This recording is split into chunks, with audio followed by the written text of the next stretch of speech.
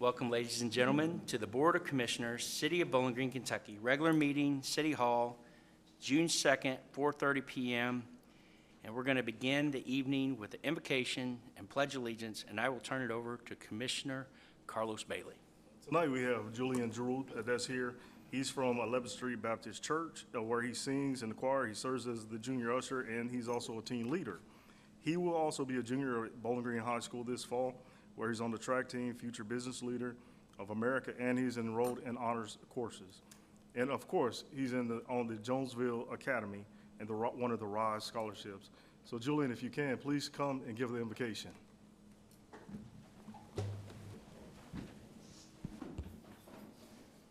First, I'd like to thank you all for having me here today. It is an honor to be able to give this invocation. And will everybody join me in bowing their heads and closing their eyes, please? Dear Lord, we thank you for allowing us to meet here today, just one more time and one more day. We thank you for allowing us to wake us up and put food on our table and clothes on our backs. Lord, I allow you to please give us the ability to make the correct decisions for this community. Please allow us to be able not to fall into the temptation of the wrong side of the coin. Please allow us to benefit this community with whatever decision we may make. Please allow us to stay strong in ourselves and have courage to be able to speak up for the decisions that we think are correct. Lord, please allow us to stay faithful in your name. Please allow us to continue to serve you in the way that we might be. Please allow us to stay well adequate with your decisions, Lord. Please allow us to continue on your path before everything we do is in your name. In Jesus' name I pray, amen. Julian, thank you so much. Can we turn and say the Pledge of Allegiance?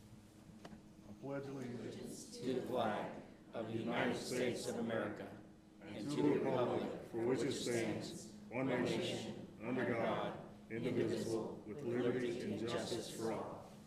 Julian, thank you again, and one day you may be up here. That's right.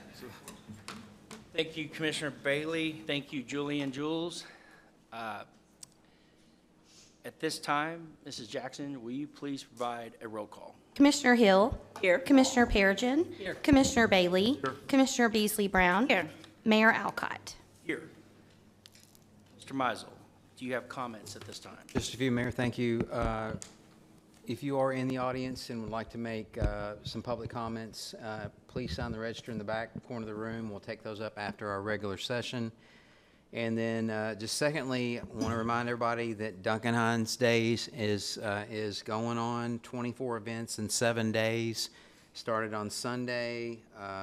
Just to give you an example, today has been free pickleball palooza at Basil Griffin Park. We've got a Touch of Home out going on at Aviation Heritage Park with snacks and fun, World War II style snacks and fun at Aviation Park.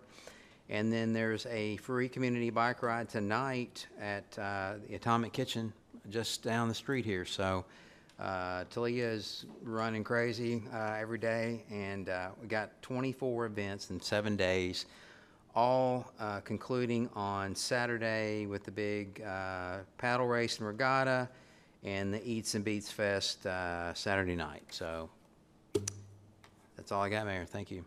Circus Square, right? Circus Square. What time's the first concert, Talia? 3? All right. Well, it was a great event on Sunday. A lot of people came out, and it was a great parade and very festive and good singing and great food trucks. So great start off for the summer. All right. Our first item is the approval of minutes for our regular meeting, May 19th, 2026. So move. Second. Moved by Commissioner Hill, second by Commissioner Beasley Brown. Any discussion? None at this time. Roll call, please. Hill. Yes. Perigin. Yes. Bailey. Yes. Beasley Brown. Yes. Alcott. Yes. Municipal Order Number 2026-120. Municipal order approving the promotion of Alana Claywell to the position of Communications Dispatcher Supervisor in the Police Department. So move. Second. Moved by Commissioner Bailey, second by Commissioner Hill. Mrs. Katie Schaller Ward. Hello. We've had a vacancy in the supervisor position for several months, and so we are hopeful that we can now get that filled. So I'd like to call up Chief Delaney to please make that recommendation for promotion. Good afternoon, Mayor, Commissioners. Thank you for this opportunity. like Ms. Shallow-Ward said, we've had this position open for some time. We wanted to make sure that we had the right person to fill the position or for the recommendation tonight. We opened the position up to outside agencies to apply and internally also. So we interviewed outside and internal candidates, and I'm pleased to bring before you tonight a recommendation of someone who I think will do an amazing job, and that's Alana Claywell. She's here tonight if she would stand up. Alana was born and raised in Albany, Kentucky, moved to Bowling Green to attend WKU in 2011, and then after that she moved to London, England, where she worked and traveled for 4 years, but then decided to come back to Bowling Green to make this her home. So she saw something in Bowling Green while she was attending WKU, and we're lucky enough to get her back to make a career here in Bowling Green. She's one of our communication training officers. She does an amazing job in the communication room. She leads. She's been an informal leader. She is the go-to person in the communication room. Recently, we had a traffic detail, and she doesn't know it, but she'll be getting the recognition and accommodation for her excellent work during that traffic detail, where she managed over 80 traffic stops by herself during a couple-hour period. So I think she has some family with her tonight, but without any reservation at all, I'd like to recommend Alana Claywell for the position. Thank you, Chief. Alana, good evening to you. Do you have any guests with you tonight? I do have my dad, my mom, and my aunt. Well, hello, Dad, Mom, and Aunt. So, Alana, we welcome you to the city, and sounds like you're going to be a great hire. We look forward to seeing what you'll do for us. All right, Commissioners, we're going to make this official. Roll call, please. Hill. Yes. Perigin. Yes. Bailey. Yes. Beasley Brown. Yes. Alcott. Yes, congratulations, Alana.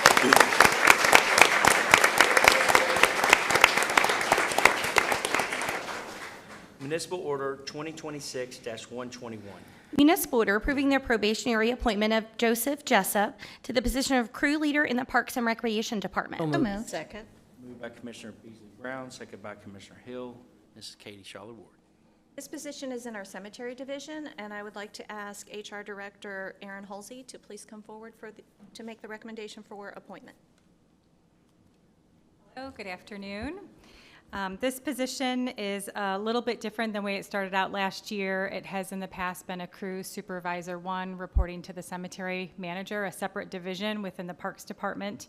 Over the past year, after we had the resignation in the fall, we decided to take a look, and we thought that the maintenance portion of the cemetery division would be better suited falling under the parks maintenance area. So more resources, more people to cross-train when we need to, and so the person who's going to lead the cemetery is now going to be a crew leader reporting to one of our crew supervisor 2s over in parks maintenance, and this has been working out so far. So we officially need to go back and fill this position that became vacated in the fall. We had 32 applications, and I sat in those interviews along with Brent Belcher and Mike Mitchum and Randall Cochran. We interviewed 7 candidates. Very excited to recommend the appointment of Joseph Jessup to the position. He is not in town, and so he was not able to make it to the meeting tonight. But he details about his work is involved in here. I was very impressed with him in the interview. Extremely positive attitude, very highly skilled worker. He really impressed us with his knowledge on mowing equipment and preventative maintenance. And so we're really excited to bring him onto our crew. So let me know if you have any questions. Thank you. Call, please. Hill. Yes. Perigin. Yes. Bailey. Yes. Beasley Brown. Yes. Alcott. Yes, and Joseph Jessup, if you're out there, congratulations to you. Municipal Order Number 2026-122. Municipal order approving the probationary appointment of Curtis Johnson to the position of Community Center Coordinator in the Parks and Recreation Department. Second. Moved by Commissioner Bailey, second by Commissioner Beasley Brown. Mrs. Katie Shallow-Ward. This position became vacant not that long ago due to a resignation. And obviously, this is the summertime. We're doing a lot of our camp programs right now, so it's very important that we fill this position. So I would like to have HR Manager Tiara Britt to come forth and present the recommendation for appointment. Evening, Mayor and Board of Commissioners. We are truly excited to be able to fill this position. Like Ms. Charlotte Ward said, you know, it's been vacant for a few months, so Parker Bennett's kind of waiting on us here. We had about 50 applications. We interviewed 8 people. The group of candidates that we had were amazing. We got a full-time employee out of the candidates, but we also got an intern, so they were just excellent. But we would like to recommend Mr. Kurt Johnson. If he would please stand. He's here tonight with his lovely wife. A little bit about him. He's got a bachelor's degree in theology and biblical studies. He's also got an associate's degree. He's a graduate from Baldwin County High School in Georgia, and he's also served as an Army National Guard transportation sergeant. Now, most recently, he was an ISS aide for Warren East Middle, but what our community really knows him for is his counseling, his mentorship, and also what another group knows him by, he is a Q dog. So he is a member of the Omega Psi Phi Fraternity Incorporated. So just wanted to throw that in there. Shout out Q's. But we all love Kurt, and we think he's going to be amazing. So let me know if you have questions. Thank you, Tiara. Hello, Kurt. How are you tonight? How you doing, sir? You have a lovely wife with you. Would you like to introduce her? This is my lovely wife. This is Joe Alfreda Johnson. Hello. Well, your rank in the military was, what was your rank? My rank, I just got high sergeant. This is how I got E5. That's pretty good. Well done, Sergeant. Well, we welcome you to the city, and we look forward to making this official, and congratulations. All right, we're going to do it. Roll call. Hill. Yes. Perigin. Yes. Bailey. Yes. Beasley Brown. Yes. Alcott. Yes, congratulations, Curtis Johnson. Welcome to the city.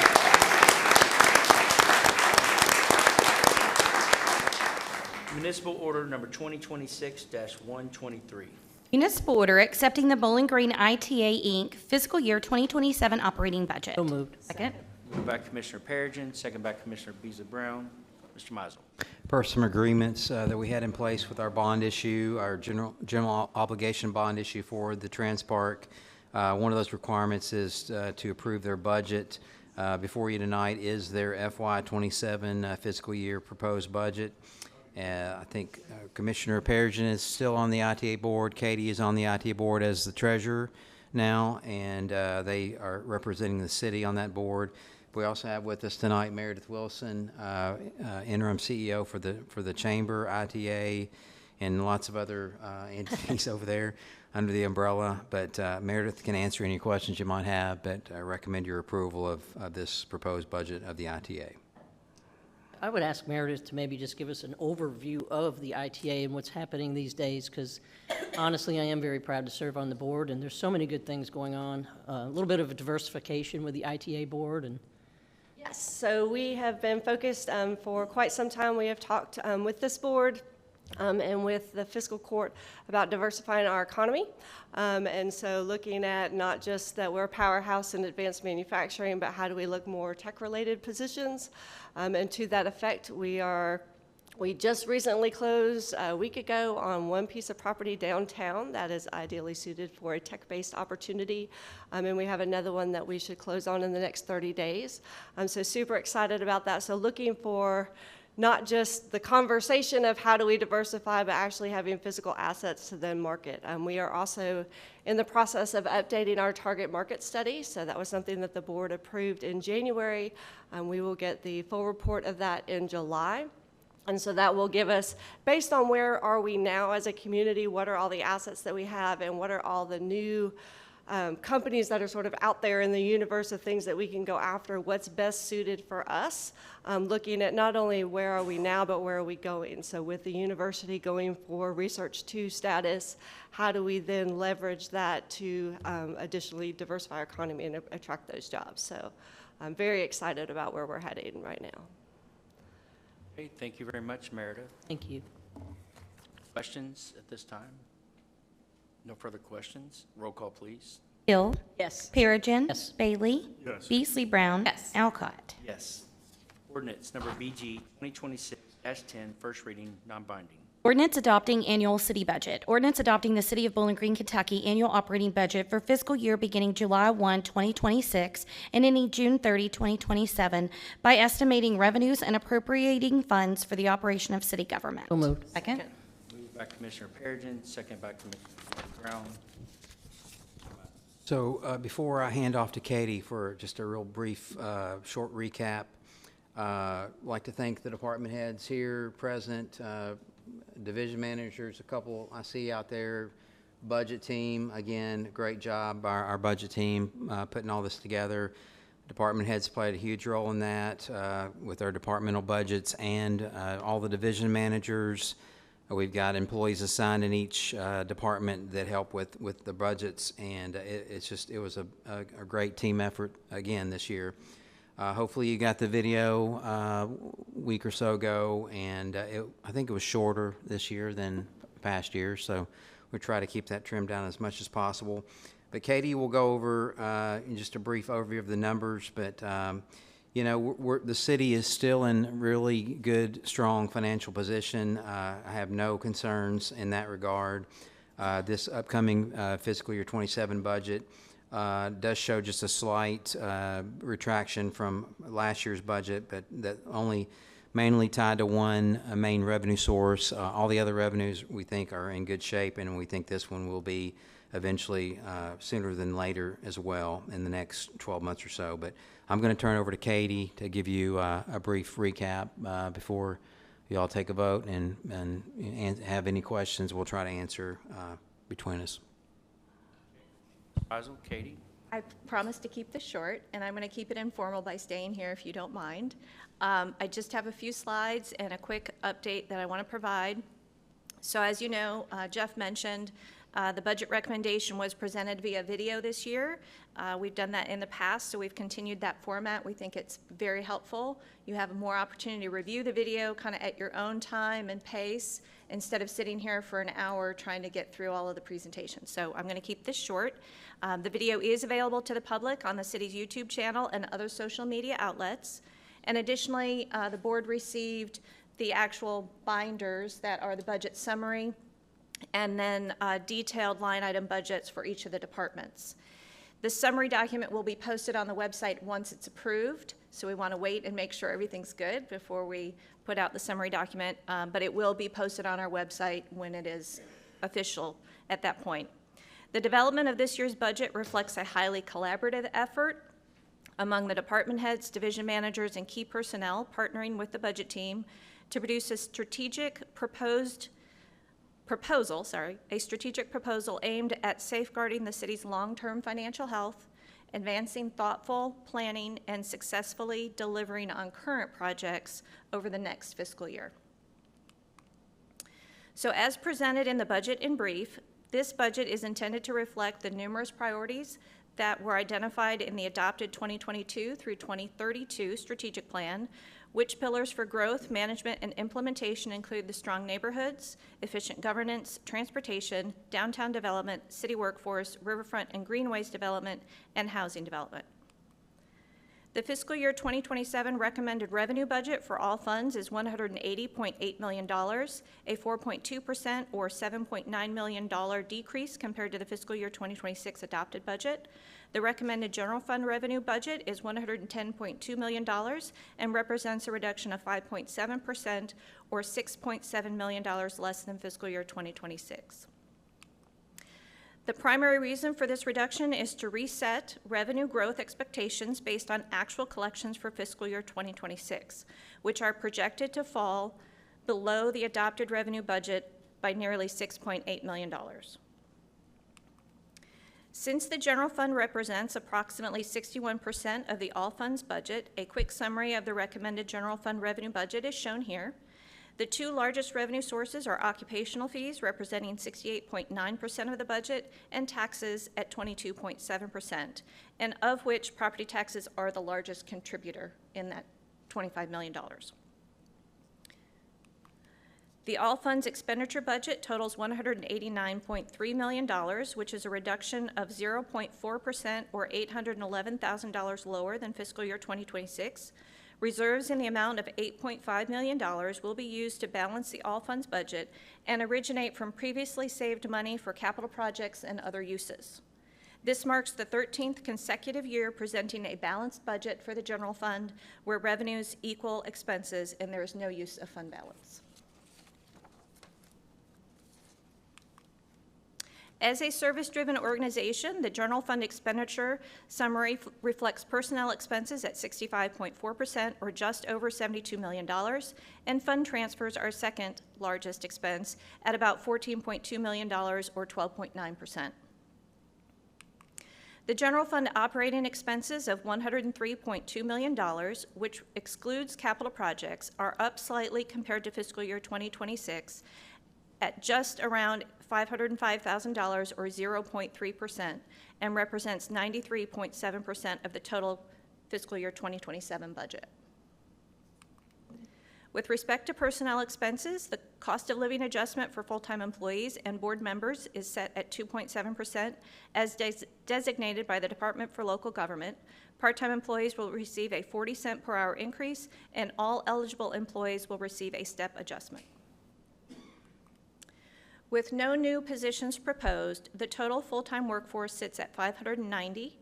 With part-time, the budget recommendation includes funding for a total of 905 positions.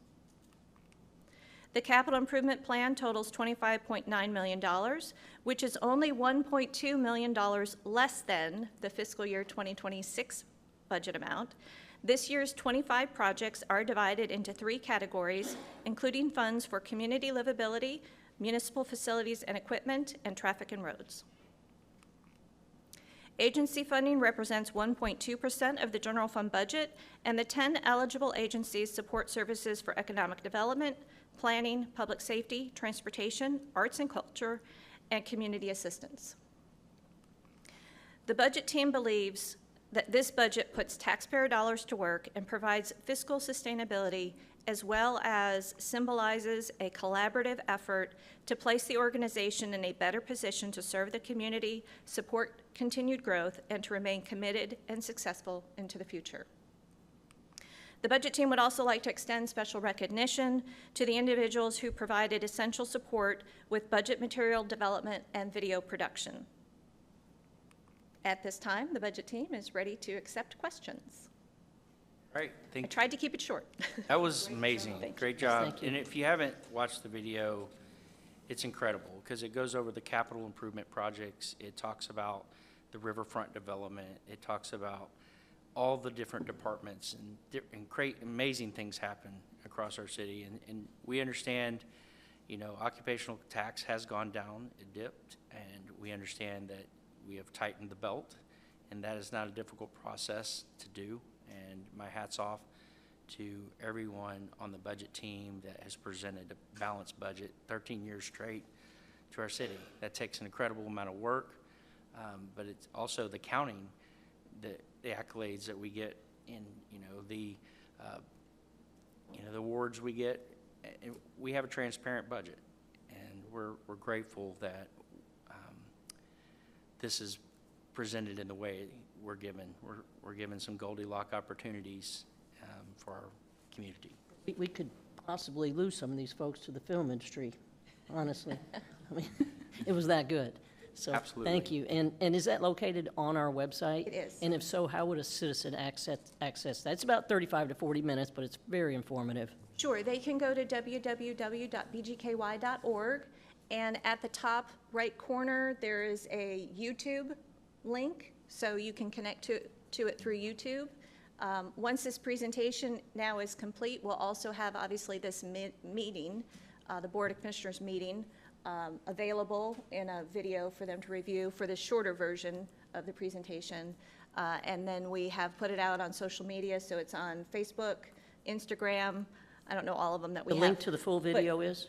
Yes. Okay. And that's the City of Bowling Green's Facebook That page is and correct. Instagram, okay. Yes. Well, great job, and it's a well thought out, really solid budget, and so thank you all so much for all the hard work on that, and we'll look forward to next year when things improve just a little bit.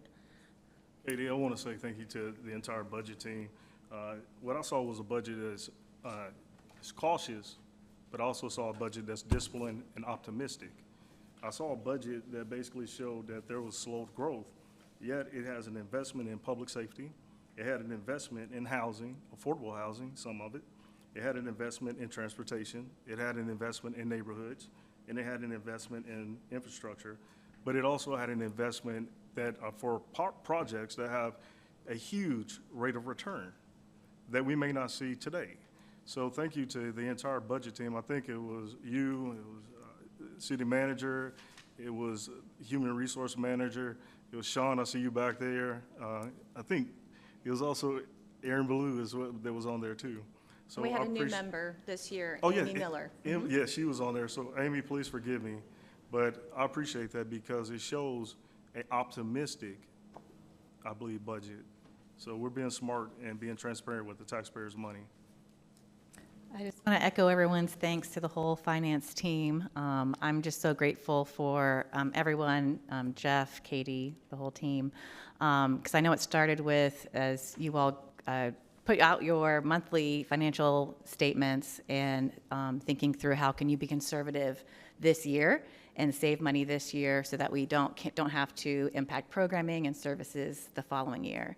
And I'm just so grateful for the way that you all are so responsible and conservative and just such good stewards of our taxpayer dollars. And that set us up for, you know, a harder year next year in terms of income-wise. But you all have done such a good job that we aren't going to have to cut any programs that the citizens are counting on or any services, and still be able to give our hardworking employees a cost of living adjustment, which we know without adding any new positions, that means they're doing more, right? And so the fact that we can still make sure we are taking care of our employees is just an incredible amount of work that you all did to make that happen. And as well as some super exciting projects like the Riverfront Park development, that we're not going to slow down at all on that work. All of our stormwater improvements that we're going to do. The storm shelters. I know since the tornado, anytime there's a strong storm, the community, asks about that. And I'm grateful that that's a part of this budget and that we are responding to those needs. And that's really my only question is, with these storm shelters, do we have an update on locations that will come first and kind of when we think we might see them now that we have some dedicated funding in the budget? I'm going to let the expert Yes. talk on that one.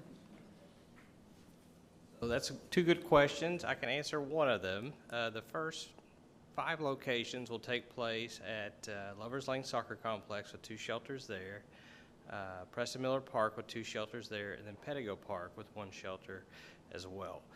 We're still waiting FEMA approval. We are not certain when that will take place. We have provided FEMA with all of the requested information, the complete design, etc. So right now it's really just a waiting game with FEMA. Thank you. Can you explain the 1-year extension that we met about the other day, how that's working? Yes, so the current period of performance in the funding agreement between the state and FEMA was set to lapse. So the state had requested an extension for another year, and that was received. And so that's reflected in our agreement with the state as well. So much. All right. I'd like to also thank the committee, and I'd also like to thank all the department heads. I'm sure this was not an easy task. It's my understanding lots of people kept going back to the drawing board and making cuts. It would be real easy for us to say, well, why don't you take it from here, take it there? You all are the experts. I'm so thankful we are able to give our employees a small cost of living. I think we all could agree. We would love to give all of our employees a lot more money. Unfortunately, we're unable to do that. But I am very thankful we are able to recognize their efforts, and I hope they all understand we're so thankful they are employed by the City of Bowling Green. So thank you to everyone who works for the city and everyone that made this budget happen. Okay, any further questions, comments? Fast as ever, Katie. I'm trying to shorten it every year, just a little bit. Roll call, please. Hill. Yes. Perigin. Yes. Bailey. Yes. Beasley Brown. Yes. Alcott. Yes. Ordinance number BG 2026-11, first reading, non-binding. Ordinance relating to classification pay schedules. Ordinance amending the classification pay schedules G for general classified, F for fire, P for police, and D for department head management, and authorizing pay increases for fiscal year 2027. So moved. Second. By Commissioner Hinkle, second by Commissioner Brown. So we have 5 pay classification schedules, one of those being a part-time schedule, but each year annually, we have to go and adjust the schedule for the cost of living percentage, and what that does is it moves each grade by the cost of living. So 2.7% is being applied or proposed for Schedule G, general schedule for our employees, Schedule F for fire, Schedule P for police, Schedule D for department heads, and then for the Schedule U is the part-time. The 40 cents per hour is equivalent to the 2.7%.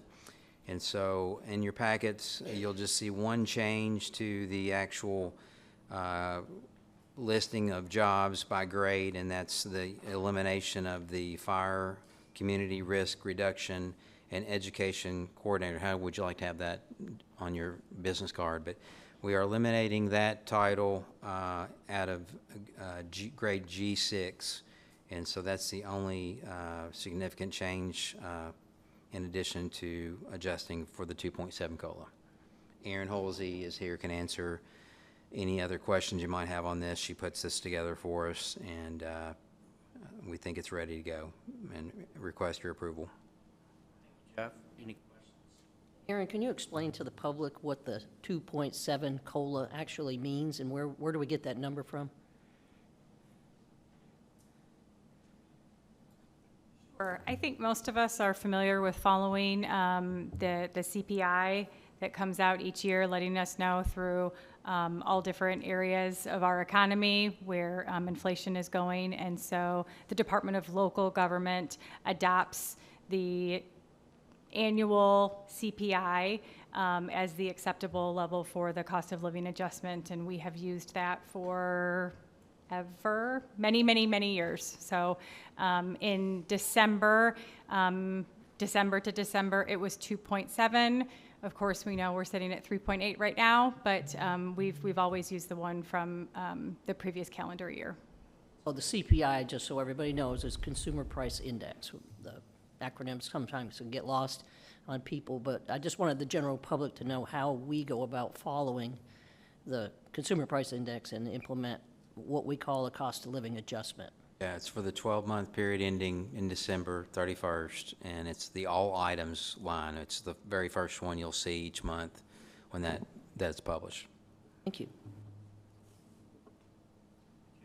Further questions? Roll call, please. Hill. Yes. Perigin. Yes. Bailey. Yes. Beasley Brown. Yes. Alcott. Yes. Municipal order number 2026-124. Municipal order authorizing and accepting bid number 2026-58 for Pedigo Park concrete pad and sidewalk installation from Baker Contracting LLC in an amount not to exceed $97,532.25. So moved. Second. By Commissioner Bailey, second by Commissioner Hill. We are excited to continue with our somewhat transformation of Pedigo Park. There's a lot more residents, I think, in that neighborhood now.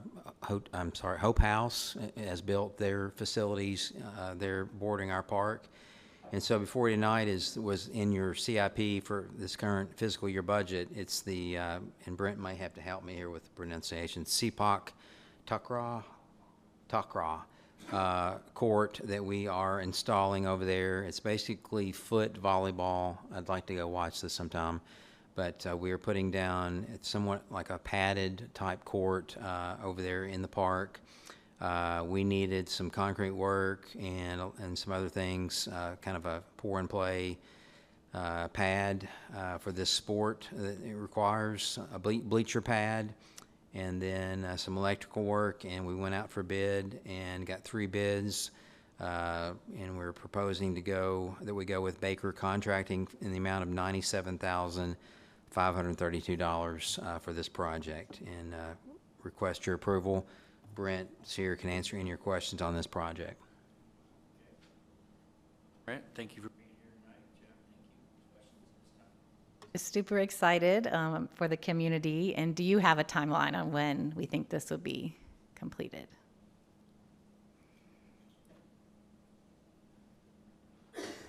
Good evening. Thank you for the opportunity. We've already missed our deadline, honestly. We wish we'd have got this finished a while back. If you'll remember, a few months ago, we actually have ordered the surfacing from Soft Surfaces.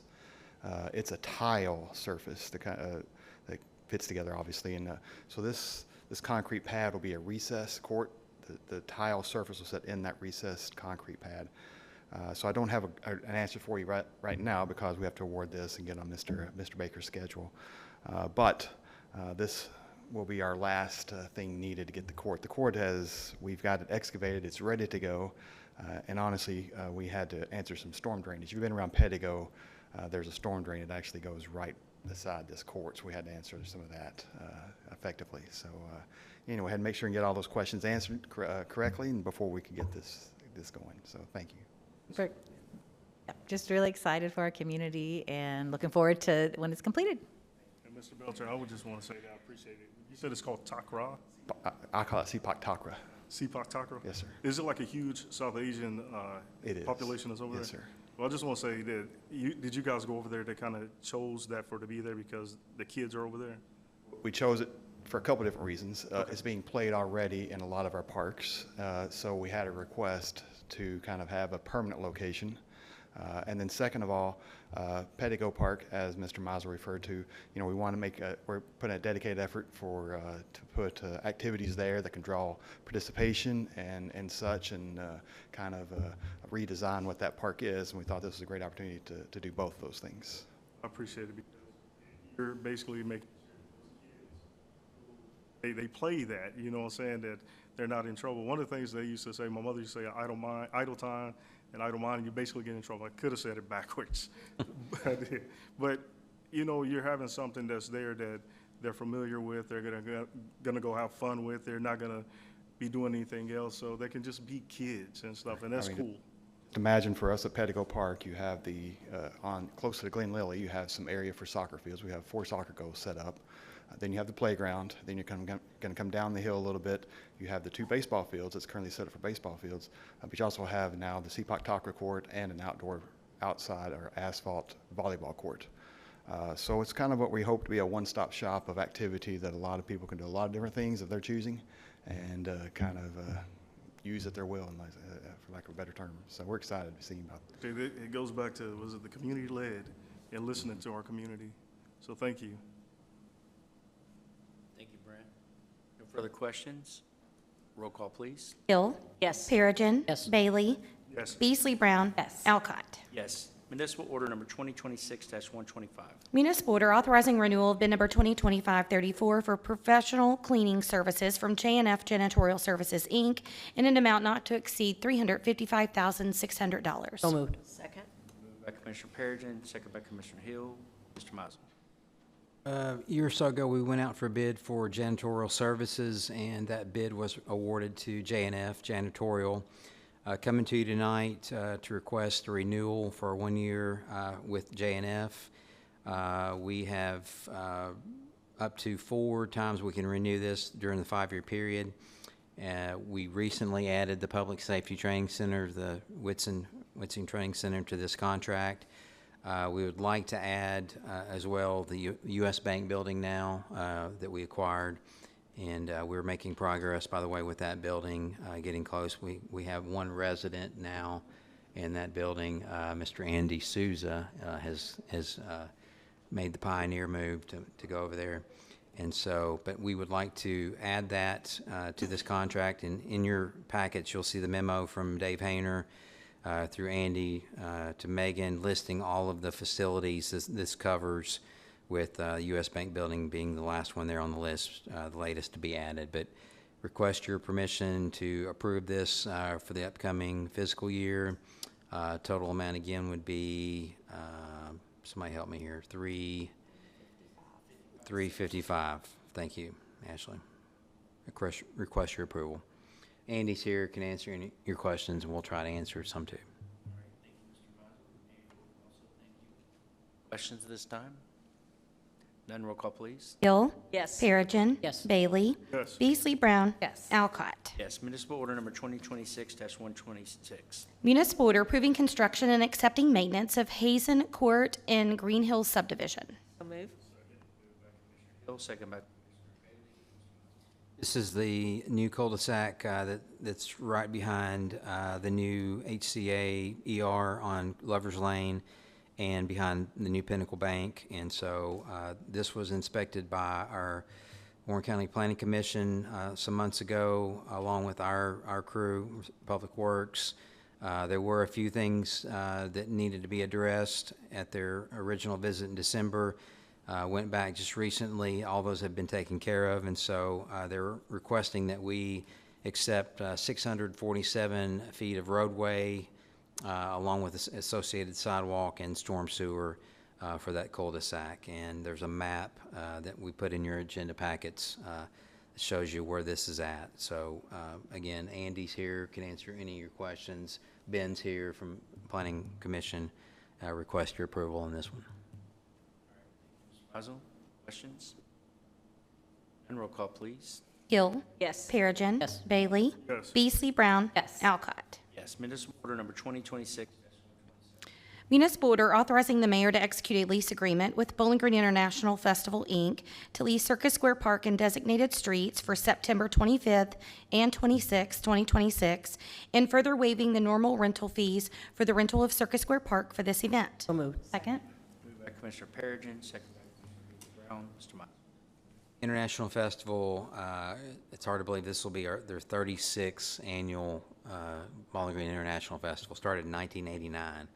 And so requesting a waiver for the Circus Square Park rental, and this is going to be held on September 26th of this coming fall. And lease agreement, all the applicable documentation is in your packets.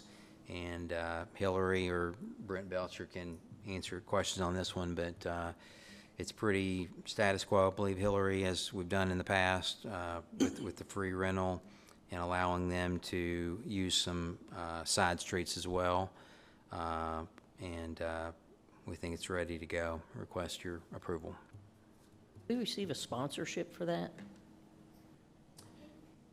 I think the police and maybe NCS both have people in there that They're the ones at the provide table. information, yes, and they give them an area without, typically they charge for their booths, but they let them come in and meet with people and hand out information, and so it's good community engagement. It's a great festival. I go I'm sure every year. Leda- It's one of my favorite things. But I was Leda just, and others are there setting Right, up. and police is there too. and over the years, they have added sponsors. Right. You know, they didn't always have that, and I would just say that maybe negotiating a sponsorship in exchange for free rental of the park and We really don't have any cost in this, so. no police cost or personnel or. Well, there's police costs, yes. Sorry. And maybe some parks costs. Yeah, personnel for cleanup, yeah, sorry. You gotta clean the park, you gotta open the restrooms. I'm just saying, something to consider. It is a great festival. Labor costs, yes. One of the best things Bowling Green does is really, it's an international community, but what's really cool is now you can go out there and see the whole world, you know, on the corner. So it's going to have to share some spaces with some bathrooms. I'm looking at the map, so you can go to the restroom and see the whole world. It's going to be incredible. It's almost outgrown the event space. But it's incredible. Maybe in the future, we could move it to Riverfront. Oh, yeah, possible. All right, no further questions. Roll call, please. Hill. Yes. Perigin. Yes. Bailey. Yes. Beasley Brown. Yes. Alcott. Municipal order number 2026-128. Municipal order authorizing the mayor to execute a lease agreement with Arts of Southern Kentucky, Inc., doing business as Southern Kentucky Performing Arts Center, to lease Circus Square Park for concerts in the park. So moved. Second. By Commissioner Hill, second by Perigin. Mr. Mizel. Similar request, concerts in the park are, as you know, under Sky Pack now, and they are actually adding a few this coming year. We've got 13 lined up for this summer, starting on June 12th. That's right around the corner, June 12th, with the last one being on September 11th. And they're requesting use of Circus Square Park with no rental fee as well, and request permission to proceed with this one. They are including the Bowling Green signature on their Yeah, I marketing. think when we do that, we should be a title sponsor. I just feel like our logo should be front and center for everything that they put out. Just my opinion only. Maybe some others share that opinion. Oh, yeah, absolutely. I mean, it doesn't cost them anything to put our logo on their materials that they're already putting out, so. Pass that along. Great new adventure, SkyPack. With, I talked to Denise Luby this afternoon. She said it's quite an endeavor to do indoor concerts, and now they're trying to do the outdoor concerts, so their burden has lifted. However, I think it's probably going to be a great marriage for our community, and I don't think the customers really care because they're going to get to continue to have, great performances inside and outside in a combination that works well together. So, fantastic. Okay, no further questions or comments. Roll call, please. Hill. Yes. Perigin. Yes. Bailey. Yes. Beasley Brown. Yes. Alcott. Yes. Municipal order number 2026-129. Municipal order approving the reappointments of Mary Vitale and Dean Warren to the City County Planning Commission of Warren County. So moved. Second? Moved by Commissioner Perigin, second by Commissioner Hill. This is my honor to recommend Mary Vitale and Dean Warren for their continued service on to the Planning Commission. Not an easy job. Some of these meetings go late into the night in this very room, and they have accomplished this, and I've asked them to continue to serve. Okay, no further questions. Roll call, please. Hill. Yes. Perigin. Yes. Bailey. Yes. Beasley Brown. Yes. Alcott. Yes. Municipal order number 2026-130. Municipal order approving the reappointment of Fran Bowen to the City County Board of Adjustments. Second? Moved by Commissioner, second by Commissioner Bailey. Fran Bowman just put her recently on the City County Board of Adjustments. She's serving well. She took the place of her father, Lloyd Ferguson, which had asked to step down. And I hope Lloyd's doing all right, but Fran has done a great job, and I would like to recommend her continued approval to serve on the City County Board of Adjustments. Okay, no further questions. Roll call, please. Hill. Yes. Perigin. Yes. Bailey. Yes. Beasley Brown. Yes. Alcott. Yes. Municipal order number 2026-131. Municipal order approving the appointment of Gene Harmon and the reappointment of Barry Pruitt to the Bowling Green Audit Committee. So moved. Moved by Commissioner Perigin, second by Commissioner Bailey. One addition, Gene has served on some other boards. We all know Gene Harmon. He's going to come back, and he's willing to serve. This is not an easy position to find, but it is an critically important position to serve in the audit committee. So Barry Pruitt and Gene Harmon, my recommendation for them to continue to serve and Gene to come on to the board. Okay, no further questions. Roll call, please. Hill. Yes. Perigin. Bailey. Yes. Beasley Brown. Yes. Alcott. Yes. Municipal order number 2026-132. Municipal order approving the appointments of Alex Downing and Mitchell Pearson and reappointment of Gray Cottle to the Bowling Green Historic Preservation Board. So move. Second. Moved by Commissioner Hill, second by Commissioner Perigin. I have two new additions. This is the Bowling Green Historic Preservation Board, and I have asked Mitchell Pearson, which serves on the Convention and Visitors Bureau. And so his work, obviously they're restoring a house. I think he's perfect for this. And Alex Downing also lives downtown, Mr. Western. He's restoring and very interested in this board and what it does. And then Gray Cottle has been a great member to continue to serve. And these are my three recommendations for this board. I'll commend you on all three, Mayor. And them, They're good. great. It's just great individuals all serving. Okay, no further questions. Roll call, please. Hill. Yes. Perigin. Yes. Bailey. Yes. Beasley Brown. Yes. Alcott. Yes. Municipal order number 2026-133. Municipal order approving the appointment of James Adams to the Warren County Board of Assessment Appeals, also known as Local Board of Property Tax Appeals. So moved. By Commissioner Perigin, second by Commissioner Bailey. I'm going to let Sue, because I kind of put out a filler out there. We hope put out a filler. And Sue, would you like to Yeah, mention he that? happens to be my neighbor a few doors down, but he's been in the appraisal business, property appraisal business for, I'd say, at least 40-plus years. And so a lot of folks know James Adams, and he's just a great member of our community. And he knows this business, so. This actually requires a real estate license requirement. There's some prerequisites, so. It's a tough one to fill, but, and you have to live in the city limits is another requirement. So he was all about it. He has served on this board previously. I don't know exactly when, but he said it'd been a while, but he had already done this, so we're getting a seasoned professional. I want to thank him for saying yes. Questions? Roll call, please. Hill. Yes. Perigin. Yes. Bailey. Yes. Beasley Brown. Yes. Alcott. Yes. Ordinance number BG 2026-9, second reading, binding.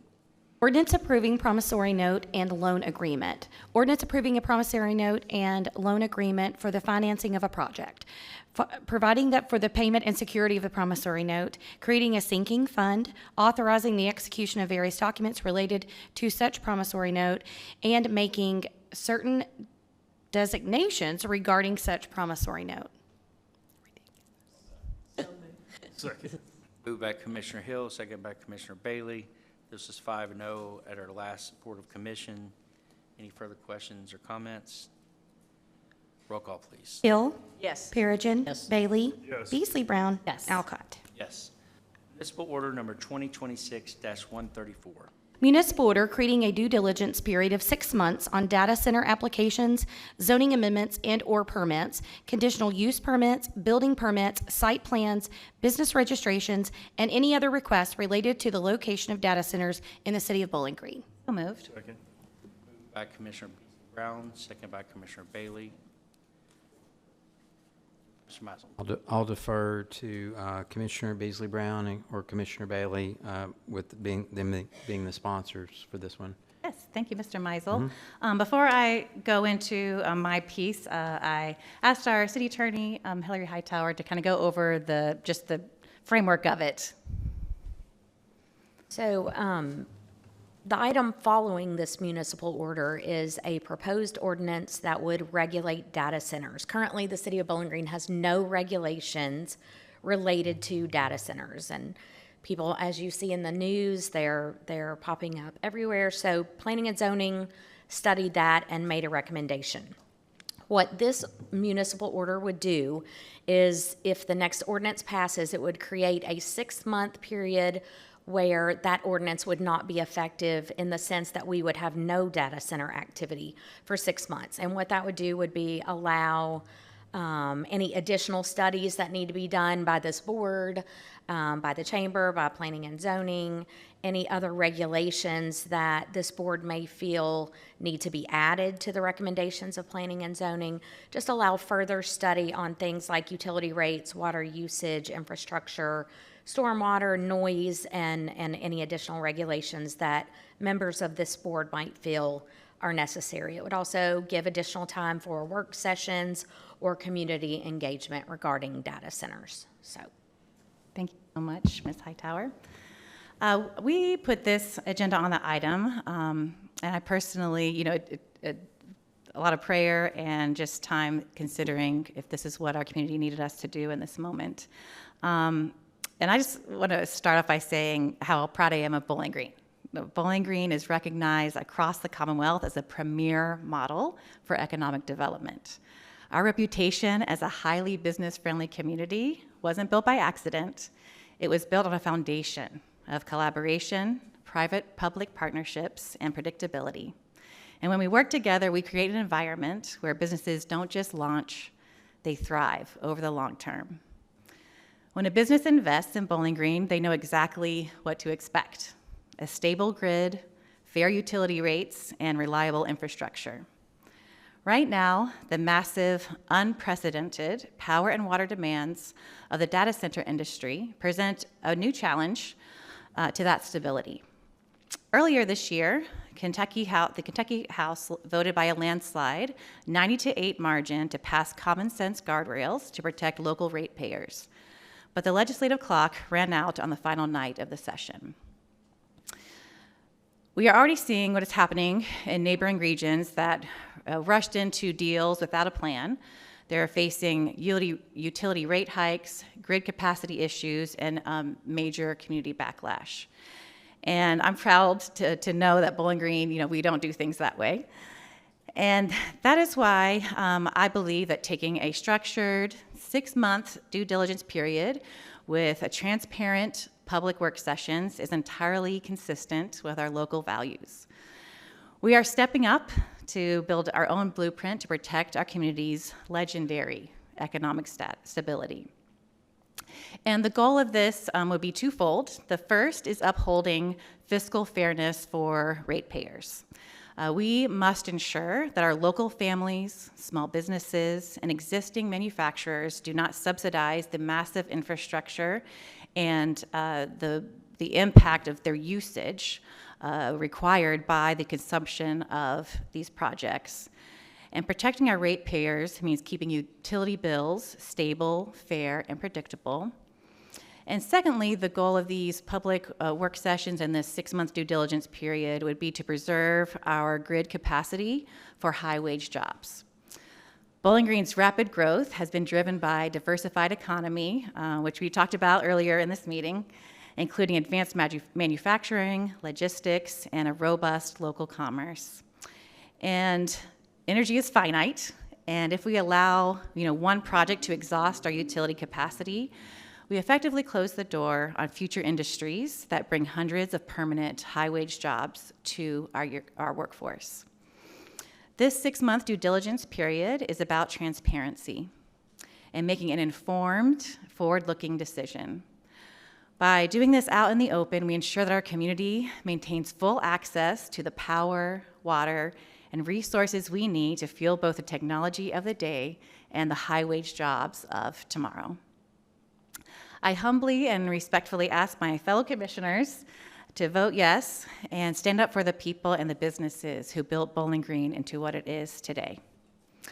We have an obligation to act on behalf of the local ratepayers. Voting yes on this 6-month due diligence period says we believe in transparency, we believe doing our work out in the open, and we refuse to gamble with the grid capacity and the pocketbooks of our manufacturers, small businesses, and families rely on every day. So I ask us to make an informed, forward-looking decision that protects the citizens of Bowling Green and guarantees our economic success for generations to come. And I ask for your support and ask for a yes vote to protect the stability and future of Bowling Green. And my co-sponsor is Commissioner Bailey, so I want to offer the floor to him to offer his explanation as well. Tonight, I rise in support of this due diligence ordinance because I believe that the people of Bowling Green deserve something that should never be controversial. Answers before any decisions that we make. Since the issue came up, I have listened to so many people. Our motto is community-led, and we have to listen to the community. So since the issue came up, I have listened to these conversations unfold, not just here in Bowling Green, but across Kentucky and across the country and on the news. I've heard questions about infrastructure, energy demand, utility rates, water resources, and long-term economic impacts. I've had citizens come up to me and basically say, what are you guys gonna do? Are you gonna protect us? Are you gonna, and it's not really about protecting, sometimes it's about learning. And for them to learn and for us also to learn. So my answer has always been yes. I'm listening to you, and I'm gonna try to protect you as well. Our responsibility is not to assume what is there. It's not to guess. It's not to hope that everything works out. Our responsibility is to do the homework, to do the due diligence. I've heard people say, we need to move faster. I've heard people say, we might lose an opportunity. I've heard people say, another community might get this project. Maybe. But I do not believe that Bowling Green should ever make a generational decision because someone has told us to hurry up. I believe that we should make it because we've done the work, we've done the due diligence, we looked at the information and gathered the information. We talked to the experts, we talked to BGMU, listened to the stakeholders, and exercised the judgment the public elect us to do. I support jobs. I support economic development. I support investment. My record proves that. But I also believe economic development and due diligence are not opponents, they're partners, and they work in coalition together. Good business performs due diligence because making major investments, we should listen and gather the facts. They gather information, study the numbers, and ask questions, and evaluate long-term impacts. I believe the people of Bowling Green deserves the same level of care from their government. Across Kentucky, across America, and even the state legislatures and the communities, utility providers, regulators, and state legislators are asking many of the same questions. They're examining the infrastructure capacity. They're examining the energy demand. They're examining the potential utility rates that may go up on the people that live there, and the long-term community impacts. So I do not believe that Bowling Green should apologize for taking the time to ask questions and seek answers. In fact, I believe that is exactly what responsible leadership looks like and requires us to do today. Because the goal is not simply to bring investment to Bowling Green. The goal is to make sure that the investment creates opportunities, creates long-term jobs. It strengthens our community and improves the lives of the people who call this city home. The true measure of progress is not what we build. The true measure of progress is whether the people we serve are better off in the long term. This is what matters to me. Years from now, when I'm no longer a city commissioner, nobody's going to remember that I was here possibly. Nobody's going to remember who wanted to move faster. Nobody's going to remember who had the best talking points. But they will remember whether we got it right or tried to get it right the best of our ability. They will remember whether we protected the interests of the people who trusted us with this responsibility. We always talk about the best interests of Bowling Green, but the people of Bowling Green is the best interest of Bowling Green because the people of Bowling Green are Bowling Green. They will remember whether we had the courage to ask the questions that we needed to ask. They're going to remember should we have been the gap and stood in the door to make sure we're doing what they're asked and elected us to do. So tonight, I'm asking my commissioners too, please, this is not something that we should fight about or it should be controversial. Let's just put a 6 months pause on this. All of us can work together and try to make sure we're giving the information to the people of Bowling Green. And I think when the future generations look back on this moment, I don't want them to say that we moved quickly and got it wrong. I want them to say that we moved wisely and got it right.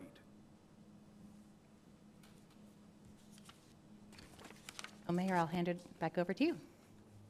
All right, is there any further discussion? Yeah, I actually have a statement to make as well. Microphone close to you. Sorry. I appreciate where my colleagues are coming from, and I do, and I understand where you're coming from. We're not going to be in agreement probably on that. So I did prepare a statement, and it's not as long, but it's going to make a few points, and then we can talk it out. The AI revolution is upon our globe, and we are a very strong, healthy community poised to make very positive impact. Bowling Green is positioned to be in a very unique place in which we can and will pick and choose how we move forward with economic development opportunities as we have been for many years now. We don't run after things, guys. I'm on the ITA board. I serve alongside Meredith. We every month meet, and the due diligence is done. But it's done behind the scenes from the professionals, from the very professional people that we pay to do these things and then come and we serve as a board for guidance. I want to compare our community with so many smaller communities with very little resources. Our outstanding resources include such things as a robust economic development team that has time and time again demonstrated we're able to attract the best projects as far as positive impacts to our community. Let's take the Transpark, for example. Let's take the Southern Kentucky Industrial Park as examples of how we have positively transformed manufacturing opportunities with great paying careers right here in Bowling Green and Warren County. We are looked at not just from other cities in Kentucky, but as a shining example of success across our whole country and the world, as evidenced by how many international companies choose to locate here.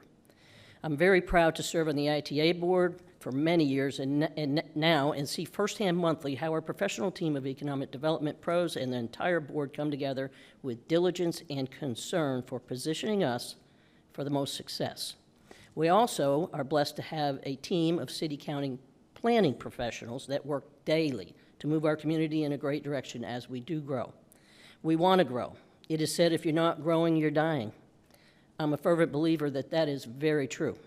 We cannot afford a moratorium for 6 months while some of us try to understand the ramifications of having a top-tier AII company take a look at Bowling Green, which some currently are, and are able to bring hundreds of jobs that are well over 6 figures and will provide a massive investment in facilities, creating a much welcome new tax base for our community and school systems.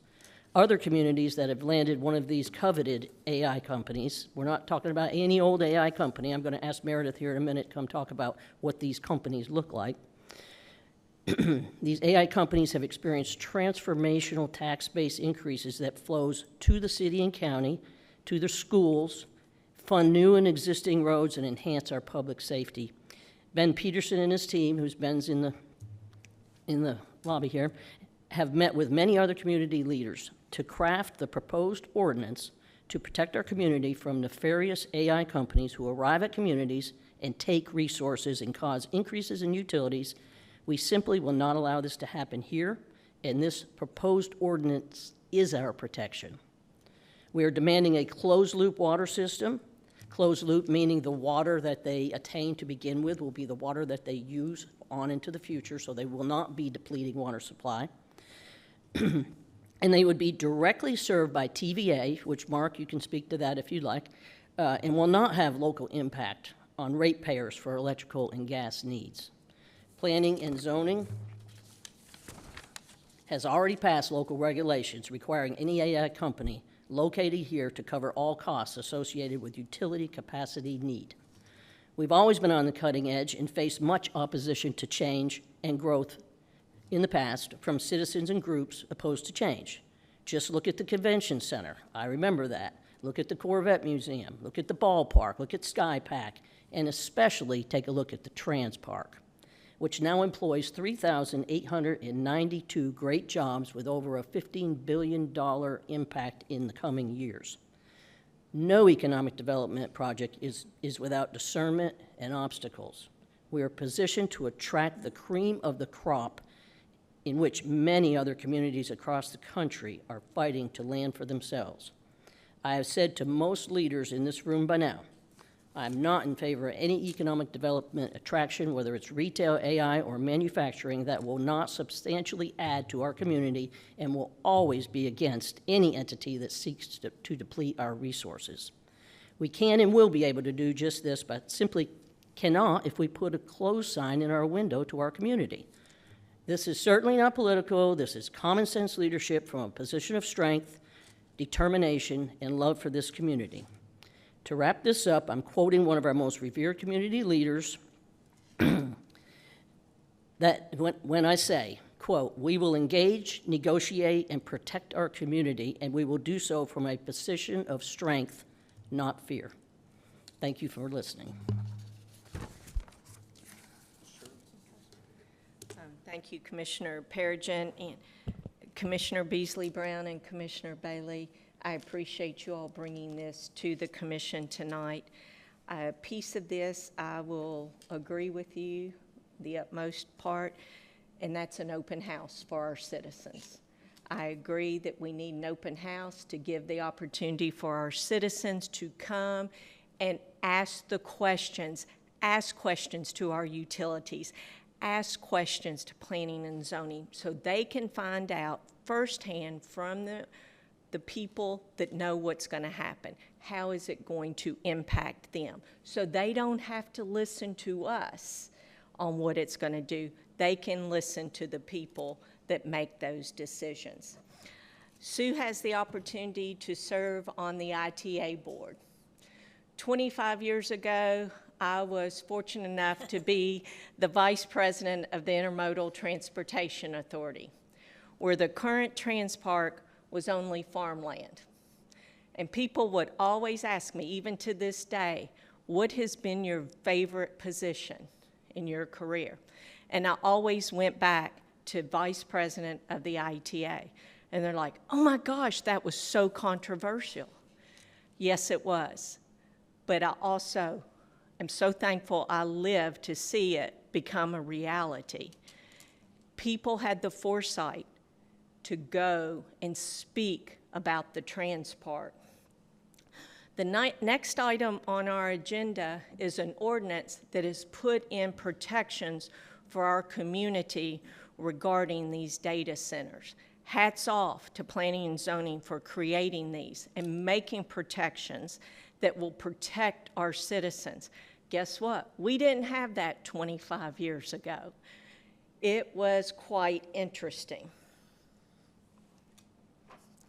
So, Transpark, the city of Bowling Green has received $37.5 million because of the Transpark. Because of the Transpark, we've had the #1 economy, 23 and 24. Where would we be today without our Transpark? I promise you, these would not be in our community. If Judge Buchanan had not had this vision years ago, if Dan Cherry, myself, and the board of directors, John Holland, the chairman of that board, was not willing to take up the sword and fight for this community, for the Transpark, our economy would not be where it is today. So because of that, I cannot support this, because to me, by voting for this, we're saying, sorry, we're closed for business, no matter what your business is. Bowling Green's not open. Thank you.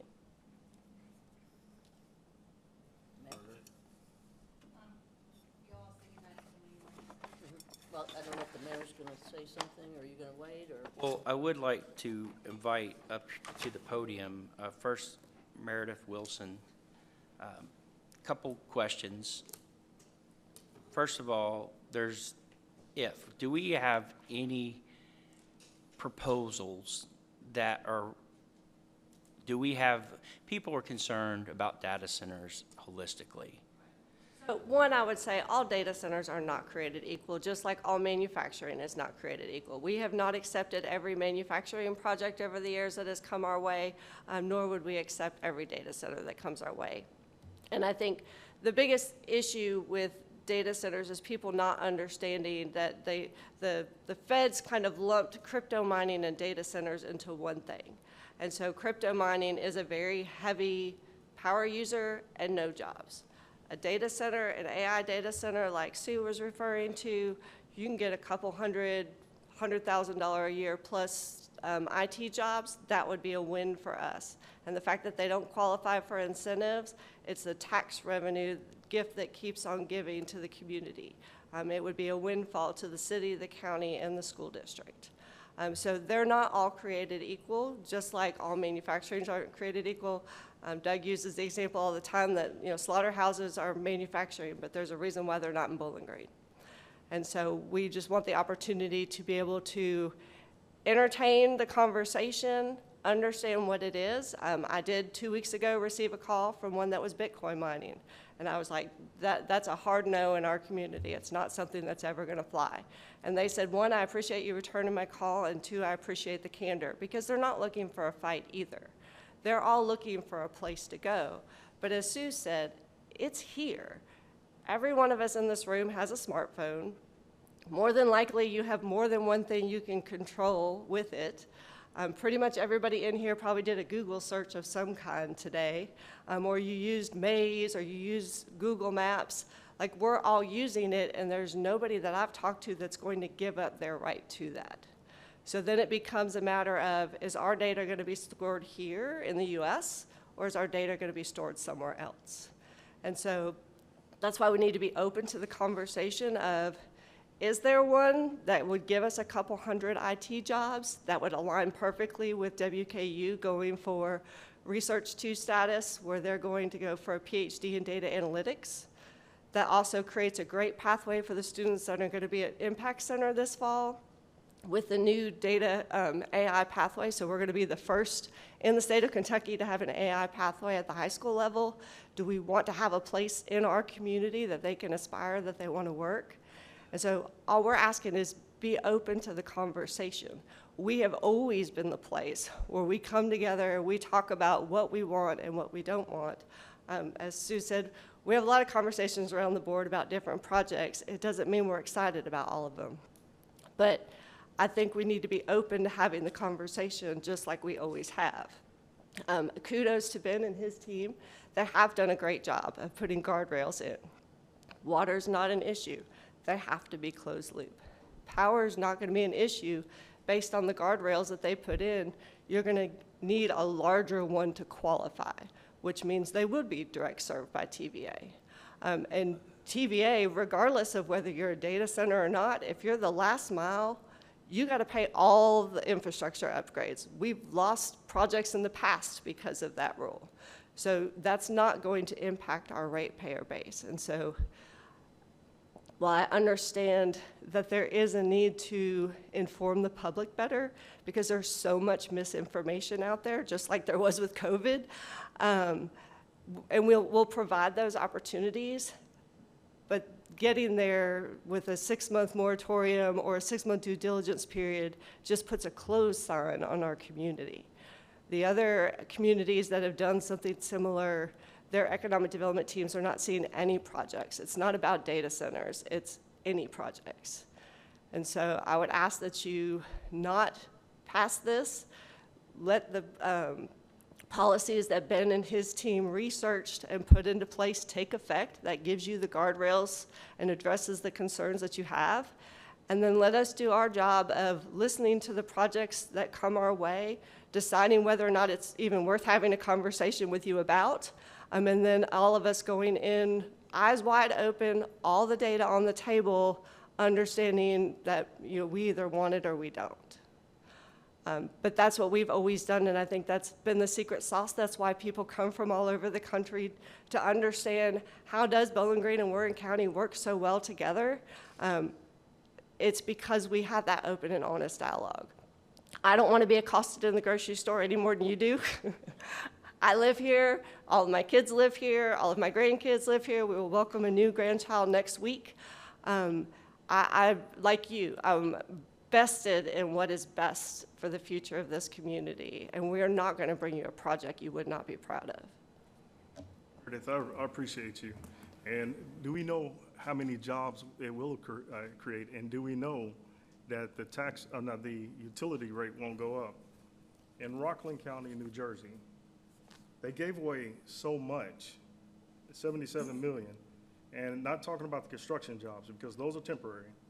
So I do think this is different because we're looking at other things that they were not looking at for the transport. Over $77 million, it created one job. The reason why I want to make sure that we're creating also long-term jobs that's going with it, and I believe that Commissioner Beasley Brown and myself, we want to have the conversation. I think that's exactly kind of what we're saying. But we're saying we want to have the conversation first. And I believe that any company, we give certainty to those companies to know that we're going to do those due diligence and to do the impact. I believe businesses themselves do due diligence and their research. And if 6 months stops and says we're closed, then I don't know if that's saying anything about that business that wants to relocate to this great city that is up and coming. I want to make sure if you looked at those data, and it wasn't just Rockland, New Jersey for $77 million for one job. It was also an article in Wired in September of 2025 where basically they received a huge tax break, and now what they're looking at, they promised 300 to 500 jobs. And now they're looking like that they're starting to go backwards on that promise. We have a population of 70,000+ people. I want us to get the best jobs, but I also want to make sure that we're having those hard conversations to make sure that we're bringing in those companies that's going to be good for Bowling Green, Kentucky, and the people of Bowling Green, Kentucky. So can you promise today that we're going to have long-term jobs here? And can you promise today that it's not going to affect the utility rate of the people that's here in Bowling Green, Kentucky? Like I said, from a power standpoint, whether they go with electric and get direct served by TVA, or whether they go with gas and they're direct served by Tennessee Gas or Texas Gas, depending on what pipeline they're close to, they have to pay 100% of the bill. They are not allowed to impact ratepayers, and that's the policies of all of those entities. As far as that particular instance, I'm not familiar with that project, but we do not have any incentives in our state to incentivize a data center. They will pay 100% of their tax bill for property taxes, for tangible property taxes. Like, there is not an incentive base, so we would not incentivize at $70 million. That's kind of crazy. But, you know, I don't know what that community thought they were getting. If it's one job, I would assume that's Bitcoin mining. That's some kind of data mining operation, and they should have asked more questions on the front end. But that's not something that we would ever bring to you. The first question I ask every project is how many jobs and what's your average wage? Meredith, can you describe for us, you don't have to name names. I know we're getting contacts from top-tier companies, and what I mean by that are our top 5 companies in this country. Who are they? I mean, if you look at the major hyperscalers, you're looking at Google, you're looking at Amazon, you're looking at Meta, you're looking at Gemini, you're looking at Anthropic, which is Claude. So those are the large hyperscalers that people Microsoft, talk maybe? about. Sure. No. So that's the all potential- logos that you would want in your community. Right, right. And we can say no to any, we don't, this has given us guardrails, and I appreciate Ben doing the work with a team. It wasn't him alone. He had a team of economic development professionals, city leaders, county leaders, all together to do the research as to how to protect your community. And we know how to do that because we're paying very professional people to get out there and tell us what other people are doing and how are they attracting these really, really premier employers with these jobs without depleting any resources from the community. I would be a no vote if we were taking away anything from our citizens in our community. And I'd like to maybe hear Mark, after we're done with Meredith, say a few words about what you know out there in the world and how that affects utilities. Well, I would say, too, that for the right data center, and like I said, they're not all created equal. I will give you that, just like manufacturing is not all created equal. But for the right data center, it would be a tax windfall for this community. You're looking at one that would be relatively within our size, would probably generate about $2 to $3 million recurring annually to the city of Bowling Green. That's a lot of money that you could use for debt service. We could do a lot of things with that. It would be, the school district would be looking at about $10 million a year. How many jobs? You're looking, for us, one that we could probably handle, probably 200 to 300 jobs, about $100,000 a year. Going back to what Jeff was talking about with diversification and increasing our average wage, that would be a big bump to the budget with the occupational tax. It would solve the current conversation that we just had about the budget.